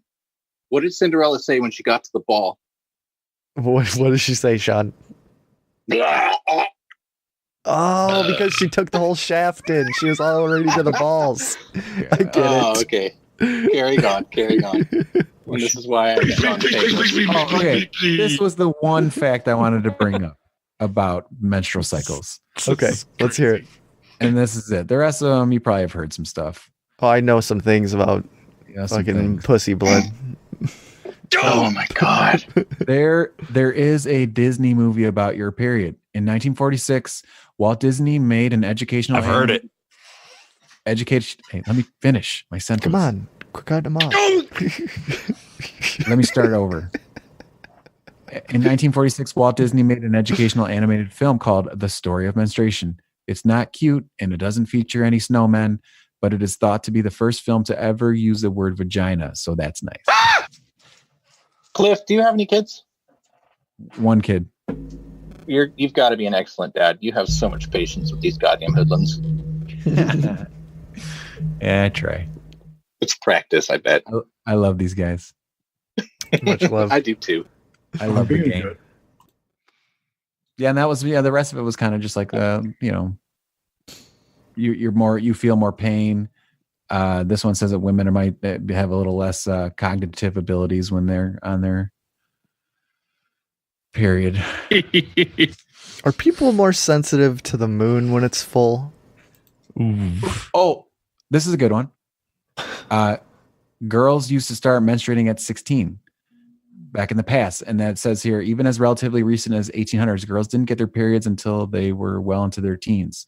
Today, whereas the average age to reach puberty is 12, and that's because of better nutrition and more stress are to blame. It's Hormones. That makes a lot of sense. How do you make a hormone? It's like we're living look. How do you make a Use hormone? all 5 fingers. Don't pay her. Don't pay her. Oh, How much? Oh, giggity, man. giggity, giggity, giggity. That's fucked Or up, you bro. pay her. I always tip. Always tip. Just the tip. $1,000. Oh yeah. All right, I got a funny story. I was rolling through Twitter and I came across this amazing story. Hold on one sec. Was in a mortuary. In this viral video, a man dressed in white is seen lying in a coffin. Note his mouth is open. Congregants gather around. Pastor Alf Lukau of the Alleluia Ministries International Church in Johannesburg prays for him. Hello, Elliot. Elliot, This is Not insane. sharing the video. I'm not sharing it. I know. lift your hands. Because I'm playing audio. Lift your hands. Lukau lays his Because hand, it's a podcast, motherfucker. Then You can't they see it anyways. sits up and looks around, seemingly surprised at what's happened. The dude sits up, just out of the The coffin. modern-day Lazarus is carried out of the coffin with those around him celebrating. Pixar, it's not real, James. Pixar, it's not real. Oh yeah, it's not real. It's just going viral. It like the guy's been. So what? Oh, sorry. Go ahead. I was just gonna say, so somebody came back to life is what's going on right now in this video. That's what they were claiming. It was just a big giant scam. Of course it was, but I mean, this dude's all dressed out in just pure white like tuxedo. Do we He know just- for sure it was a scam? Oh, it has to be, dude. And I found an even better part of it. They brought him into like this giant church cathedral thing, and they gave him some food, and he's like all like gimped out trying to eat food and stuff. It is the best. You guys got to look this stuff up. Well, it incited like a whole thing, and it's called like they have like the bucket challenge. Like now it's the resurrection challenge. So now people are filming all these crazy things and putting. So it up you on- just come back to life and get Weekend at Bernie'd or something? That's what's going on? Yeah. Like they all wake up and then, like I saw somebody from a radio station, and like he's laying in the hallway, like he's dead, and then he sits up and his arms are out like Frankenstein, and then he stands up and piddle paddles into the actual dilly dallies. Piddle paddles, dilly dallies. Totally. I think that priest used magic mud. I mean, this is a drywall universe, and I think he just used magic mud, which brought him back to the love it. drywall universe. Man, he's like totally energized. Well, we were talking about walls earlier, and I was getting my brain going about the whole drywall universe. And Dude, I can't wait till that 600-page book comes out about the drywall I'm universe. working on it. I'm slowly working on it. You're missing 66 pages, bud. 666, yeah. Nice. 666 pages about the drywall universe, along with the like a video and everything. So it's gonna be out soon. Right around here. With the book, with like a video and shit for the book. Yeah, make a video. I'm gonna make it. And then you gotta make a YouTube video if you want to be for real in a life that we live here nowadays. We just need to make I thought something. that was nuts. We need to make something that could combat YouTube. We need huge servers somewhere. They will squash you because it's already bought and purchased. It is. That's why Vine died. Is it? No, I don't know much about died Vine. 'cause it sucked. TikTok is better. Oh my god, that's so bad. Yeah, now they it have the was. guy sitting there, and they're like feeding him food and shit. It's crazy, man. Oh, we're I got so crazy. I got a couple of scientific life cycle factoonies, kind of a hodgepodge. Zombie guy. A hodgepodge factoroonie. Dilly dally, fiddle faddle. Let's hear it. For a little bit of hodgepodge. Whamma bamma. Life cycles. Hodge Okay, life. let's do it. What do you got, man? It says here, clownfish. Clownfish are far from the only sequential hermaphrodites, but they're one of the few species in which males change into females rather than vice versa. Nemo was a clownfish, like- right? Just In like Finding humankind. Nemo? Huh? Finding Nemo. Nemo was a clownfish. I believe so. Yeah. So is that some kind of transgender agenda that Disney's pushing? Sure. And that wasn't that Ellen DeGeneres? Oh man, Voice? she was in that movie. Wouldn't that be a too. That was Dory. transgender? Dory. Transgender? I like that, Jay. Transgender, yeah. Gender? Each Not that anemone. there's anything wrong with that. Each anemone dwelling clownfish colony contains one dominant female, several adult males, and an adolescence of both sexes. If the dominant female dies, one of the adult males will undergo hormonal changes that transform it into a colony's new matriarch. By Interesting. Caitlyn Jenner. Oh man, nailed it. So brave, and beautiful. All right, this next next one's really cool. You guys were talking a little bit about symbiosis and things like that earlier. It says here the symbiotic salamander. Each of our cells contains structures descended from organisms that billions of years ago found a mutually beneficial niche inside primeval multicellular organisms. We're also full of bacteria to the point where the microbes in our bodies vastly outnumber human cells. But these symbioses don't involve organisms that can actually be seen by the naked eye and would on their own be considered high-level forms of life, as is the case with spotted salamanders and algae. So salamanders and algae have this symbiotic relationship here. After spotted salamanders lay their eggs, algae drift inside. So the eggs are laid and then algae drifts inside the egg, thriving in the nitrogen-rich environment. As the embryo develops, algae actually migrates inside its cells. So inside of the salamander cells, this algae gets all up in that mix, all up in the booty of the mix, where they may nourish development by processing key nutrients. And then if that salamander turns out to be a female, she may pass on the algae to her own offspring. And there's actually just like a little picture of a piece, or I think it's like a little salamander inside of like a little, I don't know if it shows it inside of like a piece of algae, or it's pretty crazy. I've got an example of symbiosis. When you look at the barrier reef or reefs in general, the cells or the little guys that create the reef, which is basically a large bone structure, require a life of symbiosis with an algae. The algae generates photosynthesis and excretes a chemical, I think it's carbon dioxide, to which the barrier reef uses to build more reef structures over the course of a year, and so on and so forth. So if the temperature in the water changes in so much, like a few degrees, the algae is no longer happy and it abandons the reef, and which causes the reef to die. There's more mechanisms to that, but that's the basic gist of it that I learned, just to be cool too. What are you, a reefologist? What are you, algae? I'm a reeferologist. No, I heard it on stuff you should know recently. What are you, like an stuff you should know? What are you, like an algae fanatic? I mean, every now and then I do have a green algae breakfast shake. That's disgusting. What do you got, like a scrapbook with like pieces of algae inside it and like algae? Yeah, it's called kale. Speaking of breakfast shit, so there was this brief window for like 2 months when McDonald's had this breakfast sandwich called the triple stacker, where it was like two sausage patties, fucking bacon, 2 pieces of cheese, and an egg on there. And I had one. And dude, eating it, like I felt like I was like gonna have a heart attack. So it was just so greasy and fucking horrible. But I loved it. Make sure it's squished. And then I smoked a Marlboro.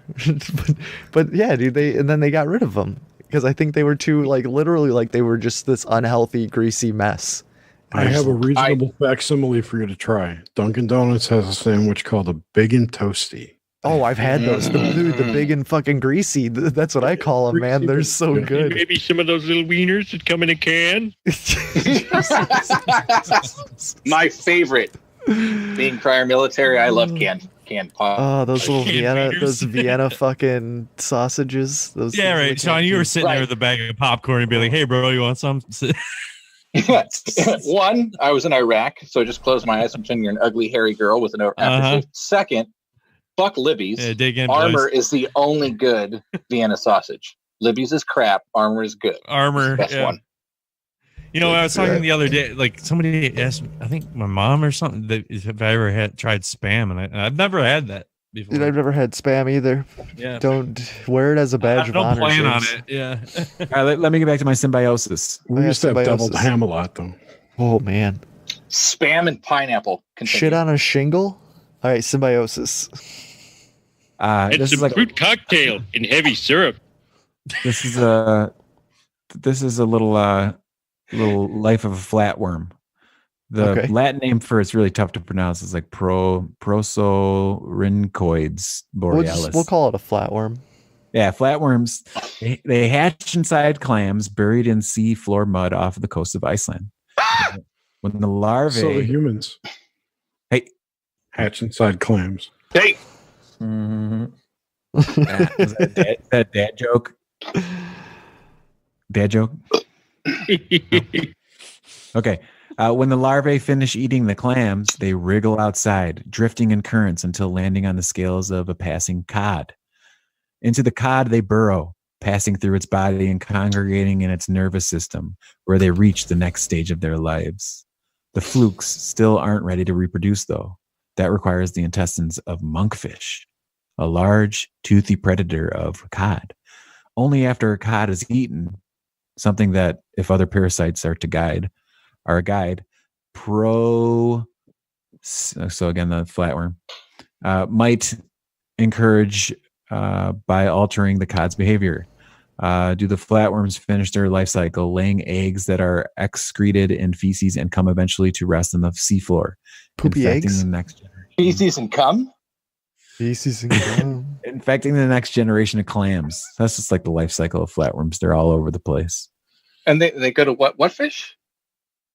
The last fish that they get all up inside of is another type, a predator of a cod. It's called Cod? a monkfish. Crazy. God. Symbiosis. Sounds like New You guys Jersey. remember dissecting worm? Did you guys dissect the worm? Nah, dude, I never fetal dissected anything in school. It's like I swear wow. we were the first generation where they're like, nope, you guys aren't fucking doing frogs, none of that shit. They didn't let us kill No, anything. it's just because you're poor and you went to a remember, public like, school. the No, highest I went to a ever- public Don't love you. school, but I was middle class 'Cause your at parents don't love best. Yeah, I God, was- you Your piece parents of don't love you. shit. They just didn't want to pay the money for science class, bro. That's why you're excluded. It's true.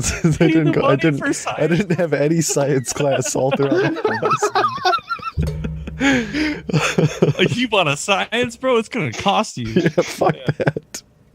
That's why your school never went on field trips. They really did. Those are the days you stayed home. Yeah, exactly. Gonna I go was outside wondering why they kept me and home. like a dodgeball.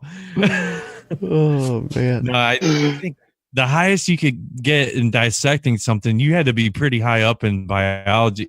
Like, you could dissect a shark, like one of those little sharks. I think that was one of the biggest things you could dissect. Baby Dude, shark, they got 'em- Yeah. They got 'em straight out of Lake Erie, James. Yeah, they did. Just pulled him straight out of the lake. But I did first you started with a hot dog. Of course. And I just want y'all to know that half of your Uh-huh. listeners are going to be fucking pissed with baby sharks stuck in their head for the rest of the day. I Oh, know. dude, that's all right. You're So what? fucking welcome. One person? That's cool. Yeah, there's a dog one and an person. alien. You have at least 10 listeners. At least, maybe. That's pretty At least. good. Thanks, guys. I'll take it. I got like at least 25 listens on my last podcast, so I'm pretty happy with that. There you go. I could fill a fucking small bus. The short bus. You mean a short bus? God damn it, James! You beat Yeah. me to it. Got him. Fucking got I mean, him. that's who listens to my fucking show. So, guys, speaking of cycles, do you think that there's some sort of fucking meteor belt or something that we travel through that blasts the Earth that fucks us up every like 12,000 years or so, 13,000 years, resets society, resets There's everything? a Mandela effect with that too. Apparently, our galaxy's not in the Sagittarius arm anymore. We moved Well, to some other place. Yeah, If it's a cycle, and if it's the way my brain works with the whole electric, if the electric universe style stuff, and then if I see it as like if the planets were magnetized, you take magnets and you try to push them together, and it keeps them away from each other. But over time, and if it's a cycle, like we used to be in a different area, we used to be out by Saturn, and it was the 4 planets out there until we moved. Yeah, I remember that. over It was this good. one. And Those were good times, the Saturn days. Yeah, I Well, remember that- just hanging out around The there. golden years. those- Then I am from a golden divergent time zone. Well, I'm that's from why- a divergent universe. Yeah, and that would have been related to the golden age, and at the same time, that's why it sucks with the theories. But the way I always try to hype up the EU stuff, just because I like it a lot. You're an EU hype man. That's what you do. Yeah, and well, it's I always explain. It's one of the things that makes sense to me personally after being into this stuff for so Yeah. long. And how And we're I- like a binary star system and shit. Like every single star system is binaries. Like there's so many. Why wouldn't we have one? You know? I just want to say yeah. that I'm an electric universe believer. I'm with you on that because I totally. the Earth I mean, is affected by it has an Earth has a well. electric magnetic There's so field around it. many. There's a lot of layers to it, dude. There's not. I mean, that's there's a science part to it with like the way we're moving through space and time and stuff. And then, Hashtag and then space is fake. yeah, well, it could be because Hashtag you could drywall probably universe. technically travel without the ship. Like we talked about it before. Not like I don't know physically, but like It's all portals. well, through the ether. It's portals all the way down. If we exist here and everywhere, why wouldn't we be able to connect on the other side of the universe? Because we got these stupid brains blocking us. Yeah, It's like, so if, it's like Gary the said, fucking, if 99% of us, it's just for motor skills, then there's like James, you watch NASCAR. What's that shit that they put on the cars to make them not go that fast? They put some kind of fucking plate on them or something, don't they? restrictor plates. Yeah, there you go. Yeah, restrictor it's called plates. That's what sponsorship. our brains are. No, or aren't they? We called- have restrictor plates in them. Yeah, Yeah, dude. yeah, but that's the drywall. Yeah, wall. dude. The drywall brain universe theory. It's just holding us back. Yeah, it's some crazy stuff, but I mean, if you go through time and relationship with corresponding, like these cycles, and I wanted to relate. Yeah, when we were talking about that before, I wanted to relate it to things that we talked about with the residual memory. And then if these things, if time is going on that line and we're blasting out, and then if we're on that wave, that like that sound wave pattern, that up and down on a linear line, this as we pass through, we gain knowledge. Time comes back through. On the upside, we gain knowledge, and that's happening all the time.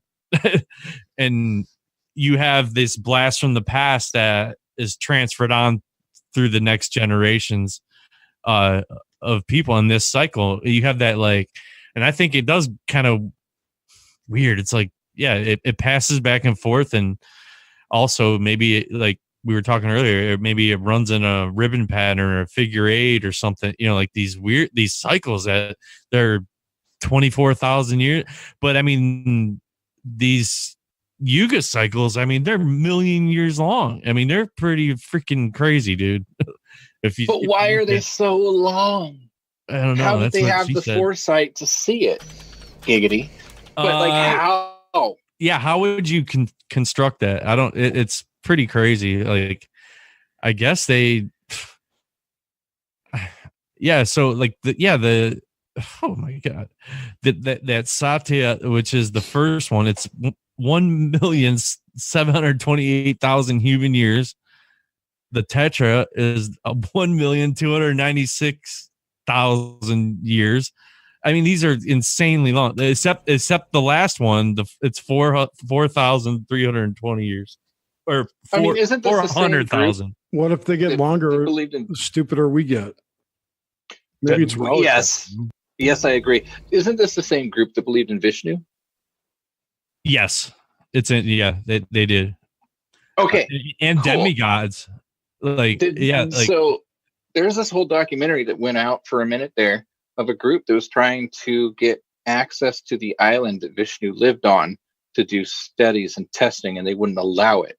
But they did manage to get some information. Now this is completely fucked off data out of my brain. I've had a whole bottle of wine at this point, but it's worth looking into the story of Vishnu and so on.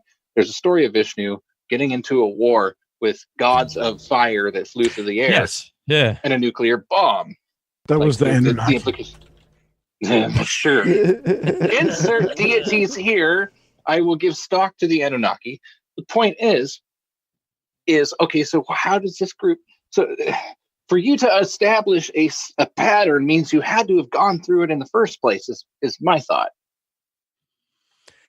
Mic drop. Well, yeah, because and then that comes like you're gone through it, so that's passed on through that residual memory aspect of the data in the ether that gets tallied up. Like, but don't you remember the scene in Jurassic Park where Jeff Goldblum drops the water on the girl's hand, and the rain always goes down a different path? Ooh, right, like divergence. That's chaos theory, right? But the problem with chaos theory is that even in chaos, if you have an infinite ability, if you have the ability to observe time over an infinite amount of time, you'll see a fucking pattern. Yeah, because there's only so many variables possible. Mm-hmm. Yeah, there has to be. If there's a structure, if there's a shape, and you take a random number generator, say that you have some confines, say you have a square or a triangle. And you generate random numbers, and each number represents a movement to one of the points, but halfway there. So you never really get there. So you could roll 1 and go to the same point, but just halfway closer. The longer you draw out this, you start. You're like controlling it, like because it's within. Well, you have to define a parameter to get some concept of infinity. Right, and then so you said it's 3 that like you roll. Basically, you would roll and it would start following. If you have 3 points, so you have an area, right? An area. Area. So okay. Yeah. And you can move anywhere within this area, but you roll a 1 and you'll go to the top point. You roll a 2, you go to the left side point. Okay. 3, you'll go to the right side, right?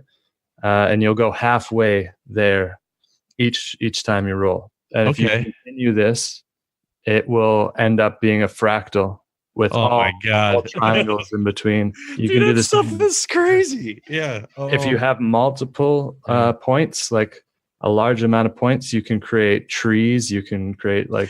Well, dude, that's what like that whole like where they do those crazy sound wave experiments and stuff, and by generating the waves, and it creates the patterns and fractals, and oh my god.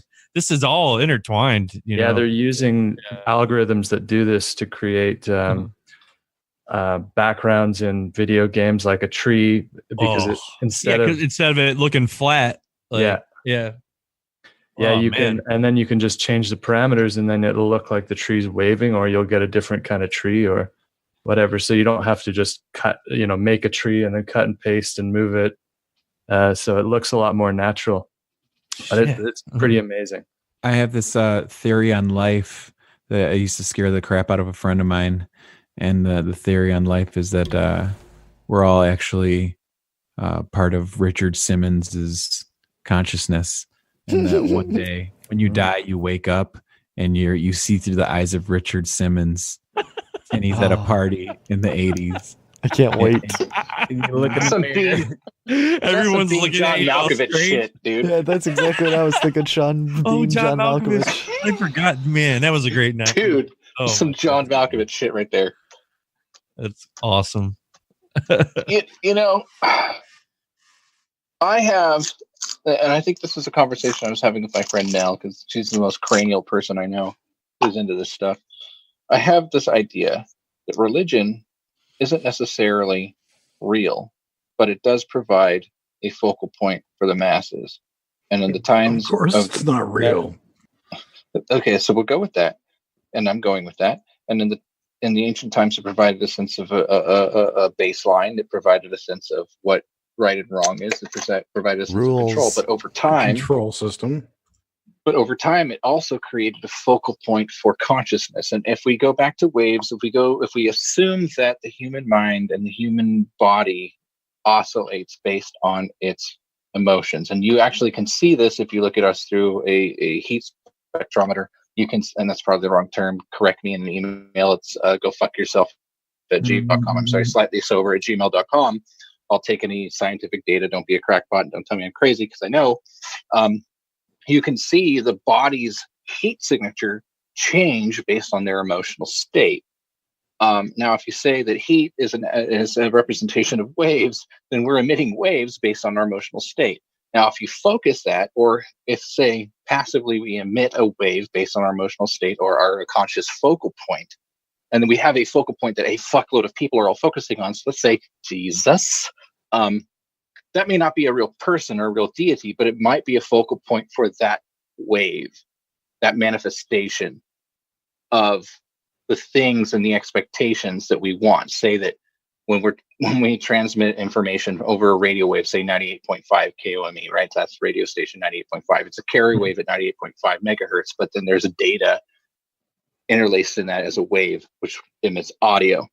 So there's a carrier wave that sends it, and then there's information that's followed on that carrier wave. So say that the brain, speaking back to earlier when we were talking about the concept of chair couldn't exist without the existing in our minds, all of the science that we have that we've proven in reality might very well be a manifestation of how our fucking body actually works. And that's our ability, that's us trying to become God in a sense and understanding how the mind works. And it might be indirectly expressed in these manners or facets of science.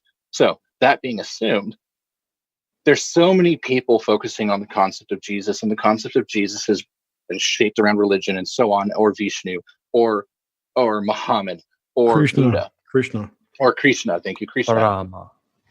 I know in my travels and my encounters with negative entities that when I call upon Jesus, I don't necessarily believe in Jesus was a person that walked the earth, but I do know that that's a resonance.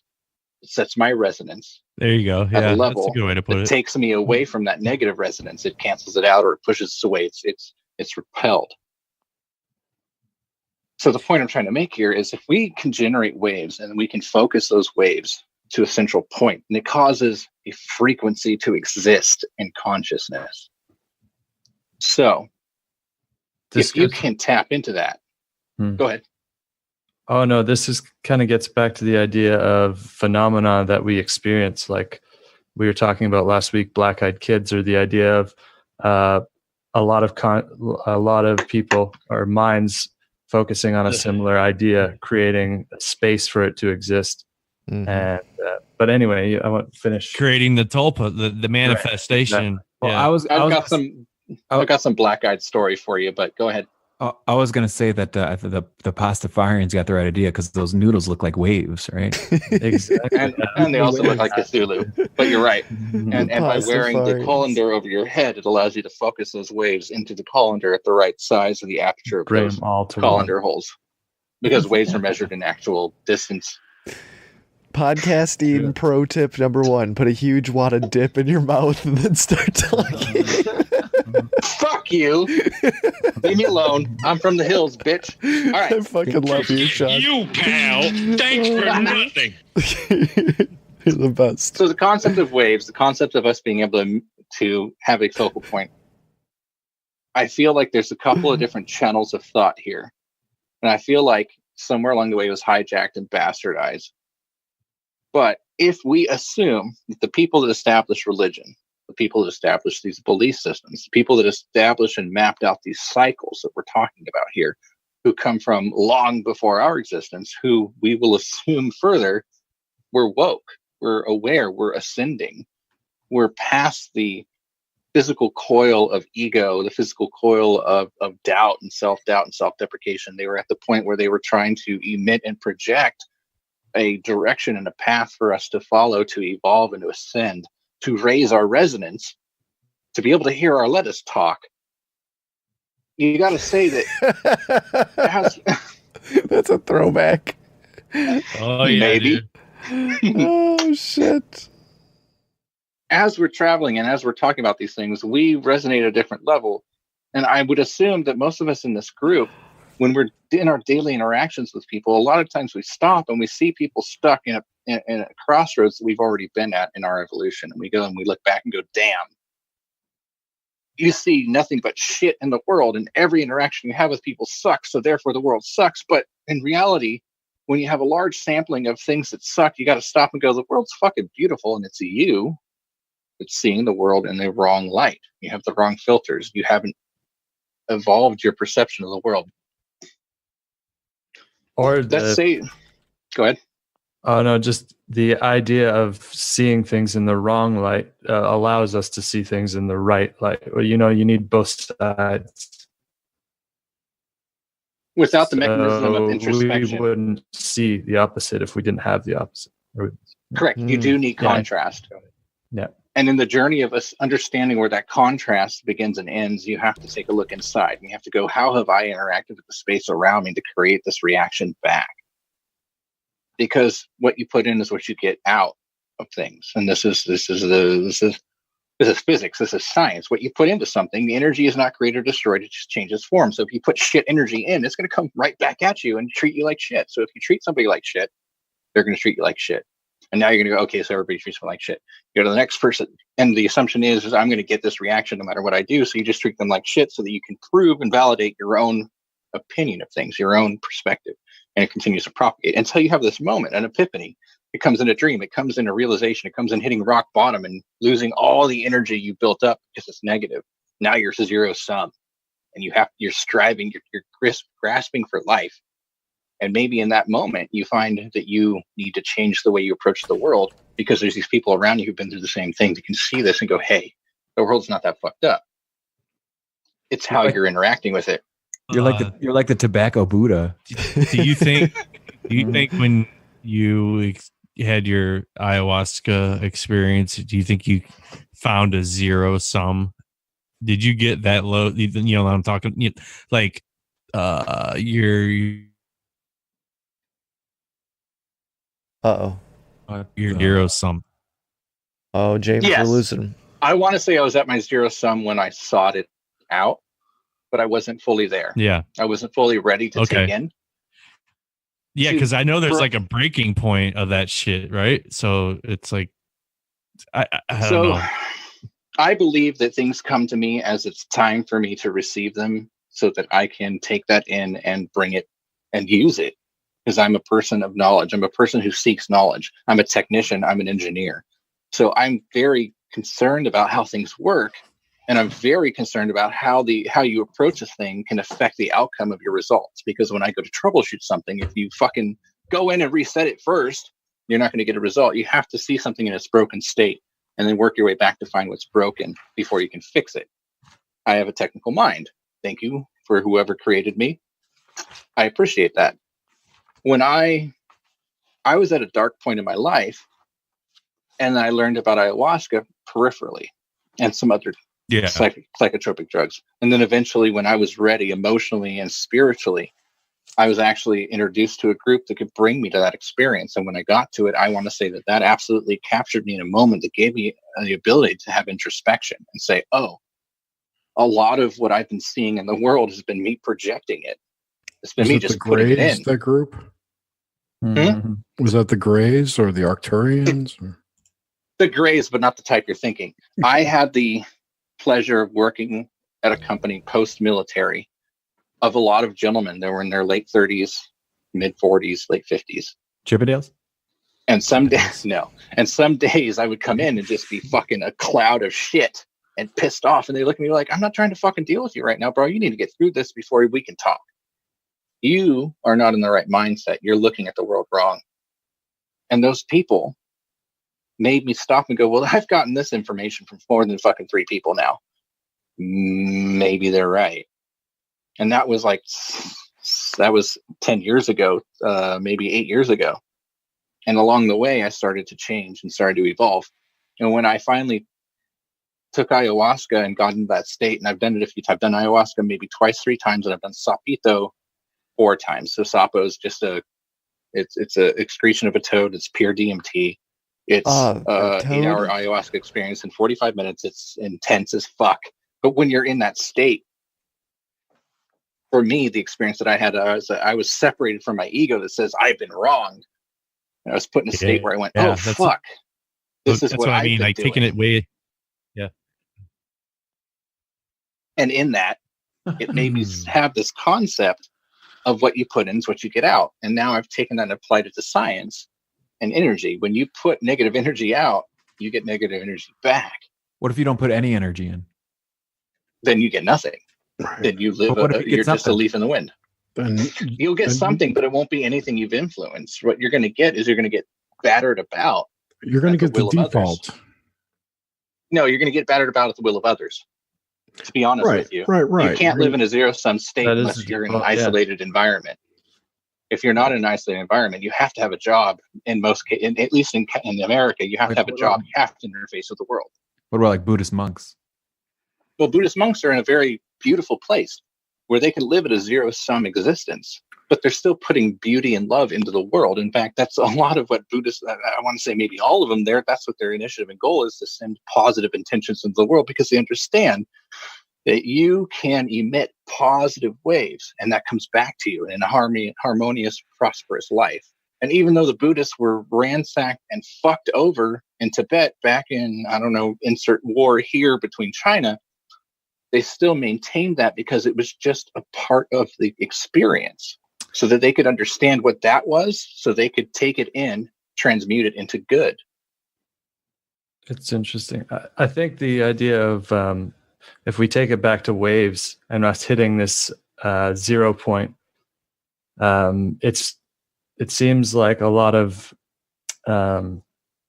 spiritual cultures want to hit this 0 point and stay closer and closer to it, but that comes with the like less emotion, so good or bad. You know, the idea of having these really terrible times and then really good times is appealing to some, and it gives you perspective too. So I don't think it's a bad thing necessarily.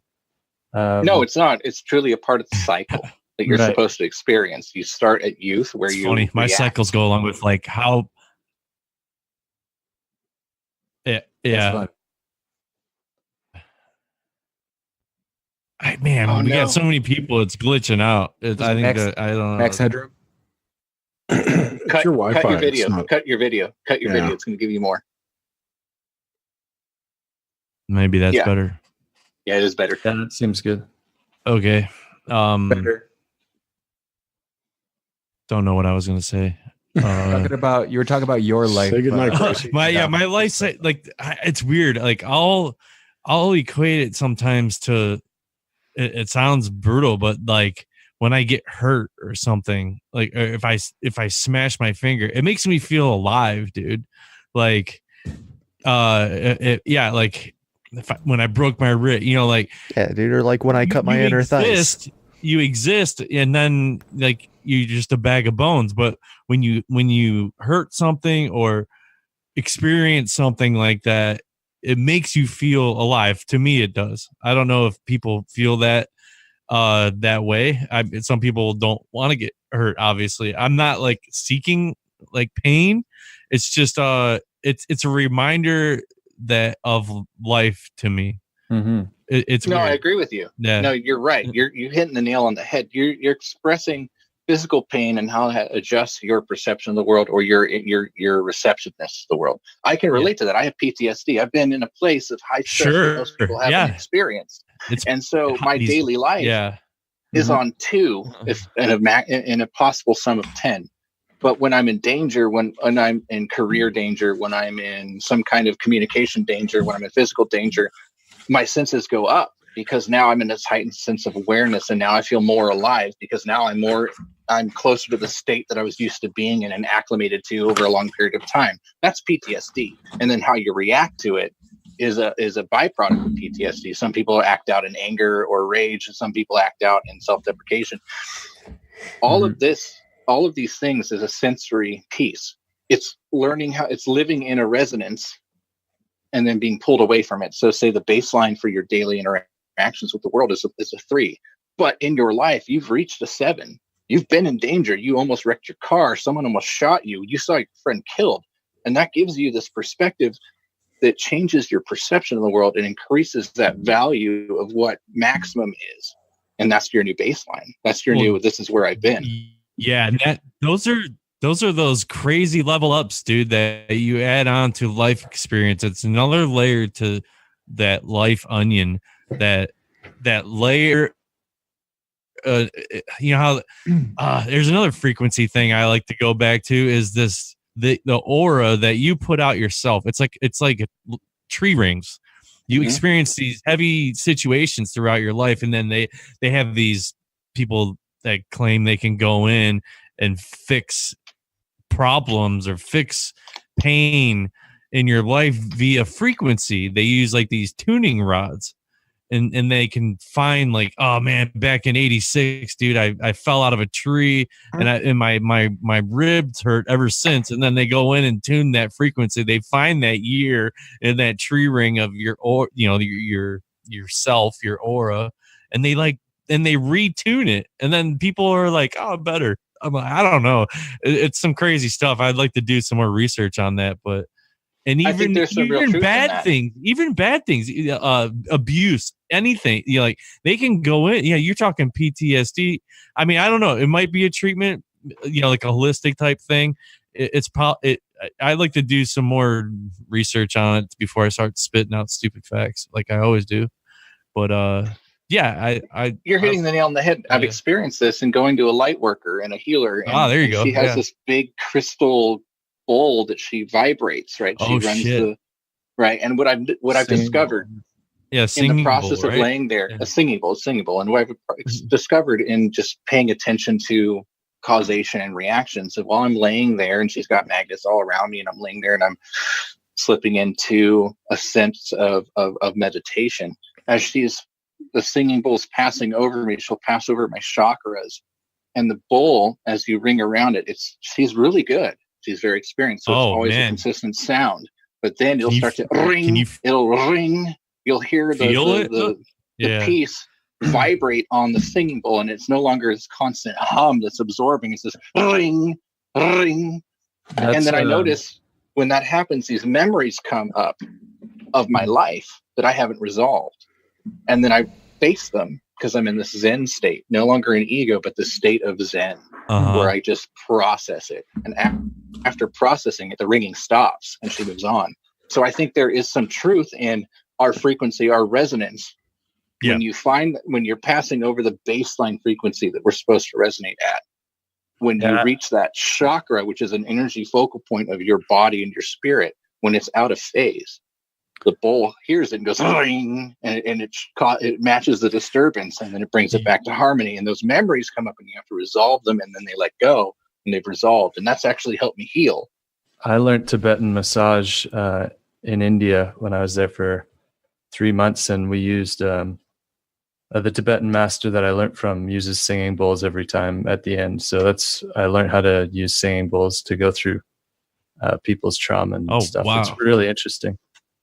But I have a bunch that are made by Tibetan monks. So they're at different frequencies and they're better for different things, but it really works. It's pretty interesting. I think it does. You have to have an open mind to it. You can't be like, oh, this is bullshit. You have to be like, okay. You have to pay attention to the reactions that happen inside of you. When I've gone through these things, when I've gone through ayahuasca and sapo, those are very intense moments.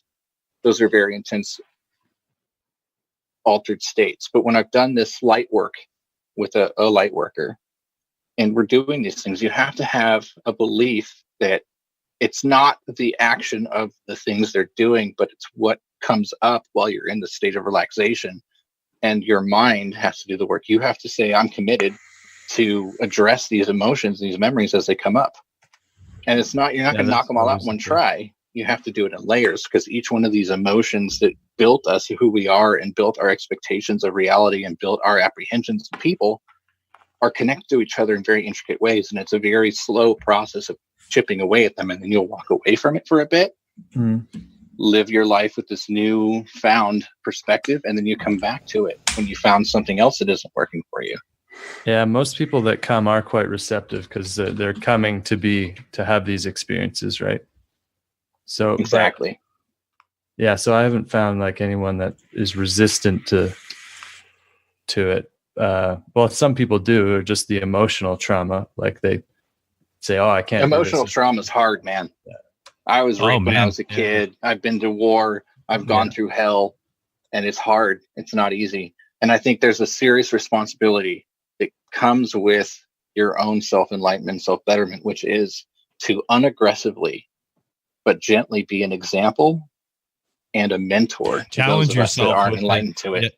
And this It is builds- just like, oh, go ahead, James. Sorry. No, it's just a building block. You challenge yourself with these problems, and man, it adds to your layer, dude. It makes you so much stronger as a person. And it gives But it you the also ability challenges to you. teach other people. Are you guys talking about Or to crossword relate with other people, right? Crossword puzzle. Yeah. We're talking. Yeah, I mean, it's like a crossword puzzle, right? So you go to a puzzle, it gives you a hint, and you have to fill in the answer. Emotionally and that's a spiritually, you good have way to put to it. meet somebody, and when you meet somebody, you start to get to know them. There's a reason why you connect in the first place, because you probably resonate. I mean, take it out a New Ager. You probably have some kindred spirits or recognize something in each other's past and their personalities and how you interact with each other that's cogent. And maybe that person's going through something you've gone through, and that's the only way you have a connection, but you haven't been able to vocalize it. Crossword puzzles are a great example, Cliff. You have a word or idea or a concept, and you have to find that one word for it. But also there's other words that interconnect from that one hint. So maybe those other hints are going to help you build that one word. So sometimes when you meet somebody, I know when I meet people that have been physically abused in the past, we resonate. But I'm not going to talk to them about being physically abused. We're going to talk about how our perspective of life is and how we are, it's fucked up that people are so shitty towards each other, or I fucking hate these type of people because of how they resonate towards us. Is it something they remind us of? Is it something we want to be? Is this a quality in them that we find negative, or a quality we find positive we can attain for ourselves, or that we already have but we don't believe in it? It's a very elaborate it's very elaborate, but you got to follow your fucking heart. I hate to say it because I'm not that kind of guy, but it really is the truth. Music's one of those things that speaks to people on an emotional level. I think you're right. This just gave me an idea. You know how crossword puzzles are just all in 2D? We should make a 3D crossword puzzle. That would be oof. I mean, that's just further complicating the point, but yes, absolutely. You could sell them. We get that guy to do 3D printed 3D crossword puzzles. And that'll be our Patreon prize. Mm-hmm. Mm-hmm. It's like the movie Contact, where they have to put the map from the layers upon layers. Yeah, the layers upon layers to make. Oh man, that was crazy. There's another weird diagram layout where they had to bend it all. Yeah, those corners of everything. Yeah, that was crazy. Loved it. But it's one of my favorites. Man, there's been so much stuff going on tonight in this show. Oh, Contact's great. Yeah. Good show. I'm okay to go. I'm okay to go. So let's wrap this bitch up, guys. You'd be a lot cooler if you did. I am the champion. No time for losers, cause I am the champion of the world. There it is. That's a Mandela effect. There's a Mandela. We are the champions. Nope, it's I'm the champion. He doesn't actually say that. No. Well, what does he say, Cliff Wall? What does he say in your existence?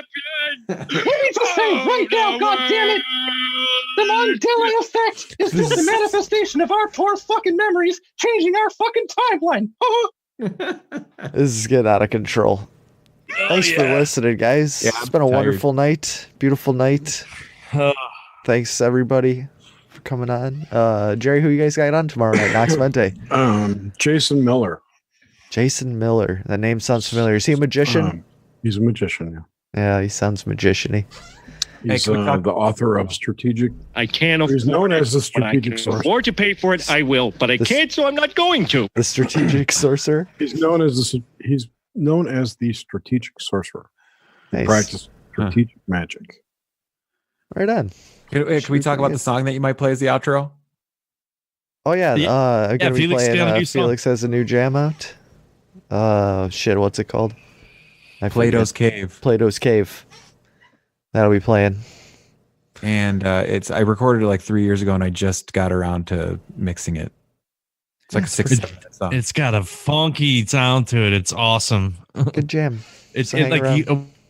what is that like? Is that like that little keyboard you It's that just you like played, or is it standard. what instruments did you use on it? Keyboard, guitar. Okay. I know you have that like yeah. And then just like all the percussion kind of sounds are just like mouth sounds. And like I think I hit I love it. Yeah. hit some stuff. Everyone take a listen, man. Yeah, and also Sean Shameless. You got a show to plug? Yeah. It would catch me while I'm peeing. Slightly Sober is my podcast. Currently, we're hosted on SoundCloud. I'll be going to a podcast in a little bit. Find me and Occasional, my friend Nell, who's a badass. She's of the band Lucid. And possibly we'll have a surprise visit by Bad Billy, my unofficial co-host, who's never on, mostly because neither of us can fucking plan anything. Don't expect any kind of levels of introspection like this. We talk about shit. We like to get drunk and have barroom talk and talk about crazy stuff that's pertinent to the daily life. And also, maybe there'll be some spirituality. But to be honest with you, Grim, Cruising with Steak really brings out the best in me. I love you guys for that. So thanks for having me tonight. Sean. Dude, Oh, we love you, dude. Yeah. Anytime. Great So to I meet always you, see, Sean. and you did the proper thing, like I tell people. Like there was no invite. We texted for a little bit, and you're like, "I'll be online," and then you just showed up at Zoom. And that's all I tell people. Like I'm not gonna say like, "Hey, come on and search out." You know the Zoom number. Come hang the out. door's open, man. Door's open. Yeah, anybody. You know, like I said earlier, when it's right, it works out. Definitely. You gotta be. You have to have trust in the flow throughout around you, and trust The in universe. follow your instincts. The universe. The drywall universe will bring you to the right wall and allow you to spread your joint compound in a proper manner to yes, be it will. refined by the group around you, Yes. so that you have a good Joint texture compound. to paint Also, upon. Compound. also known as JC, baby. There it Joint is. compound. Hey, buddy. Yes. Hey, buddy. And Watcher, thanks for joining us. Always a pleasure, man. Glad you came into our family. Thanks for joining just us. wanted to let everyone know that if they want to hear more about the geometric I know you're lagging out. coincidences inside coincidence. Oh shoot! Watcher, the CIA is trying to fuck with your bandwidth. It was Turn off your camera. Turn off your camera. Yeah. Turn off your camera. Turn off your camera so the CIA can't fuck with you. Better? Yeah, you're good. All right. There's a book called The Little Coincidence, The Little Book of Coincidence, and it's by John Martin Yu. If you want more of that kind of stuff, he does a really good job at highlighting all these things that I've been talking about. Right on, man. And what were Cheers, you going guys. to I release? What were you going to release, dude? It got so jacked up. Like you said you were going to release something. Oh no, you're Oh, just wow. talking about that book. Oh, okay. I'll Yeah. release some stuff, but I'll let you know later. The releases are coming. All right, Yeah. guys. Well, thanks for listening. Another Cruising with Steak adventure. Love you guys. Peace, Cheers, love, guys. and bacon grease. Y'all have a good night, everybody.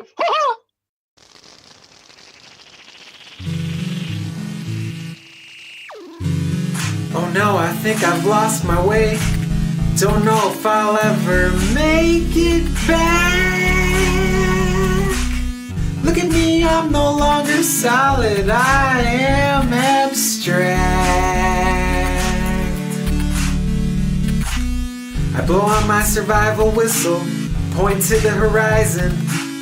Mercy me, it's so surprising. My world is still intact. I fell out of a hot air balloon and landed flat on a raccoon.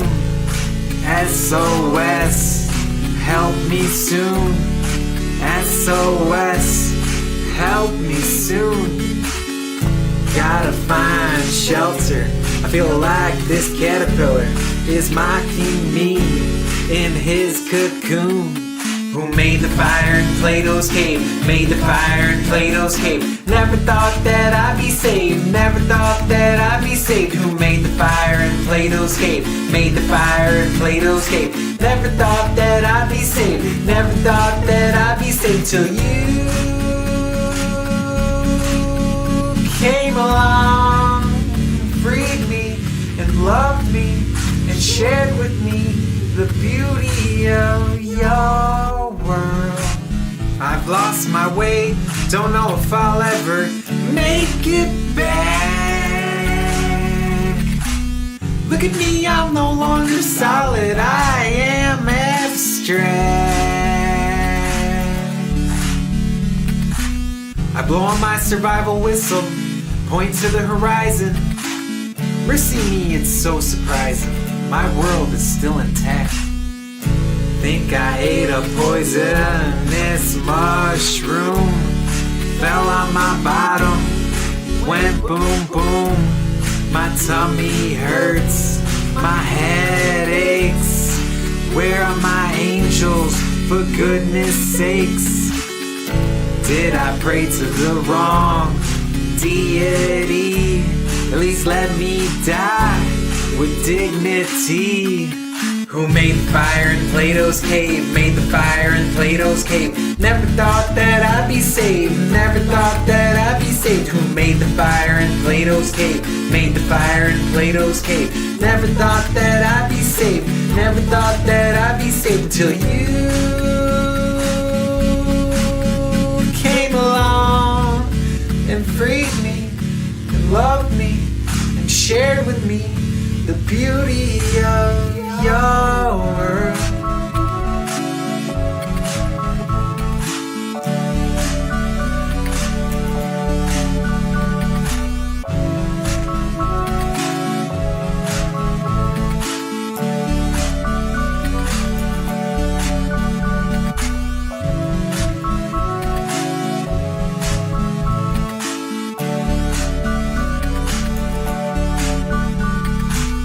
You are my first, my last, my everything. You are my first, my last, my everything. You are my first, my last, my everything. You are first, my last, my everything, my everything, everything, everything. Who made the fire in Plato's cave? Made the fire in Plato's cave. Never thought that I'd be saved. Never thought that I'd be saved. Who made the fire in Plato's cave? Made the fire in Plato's cave. Never thought that I'd be saved. Never thought that I'd be saved till you came along and freed me and loved me, shared with me the beauty of your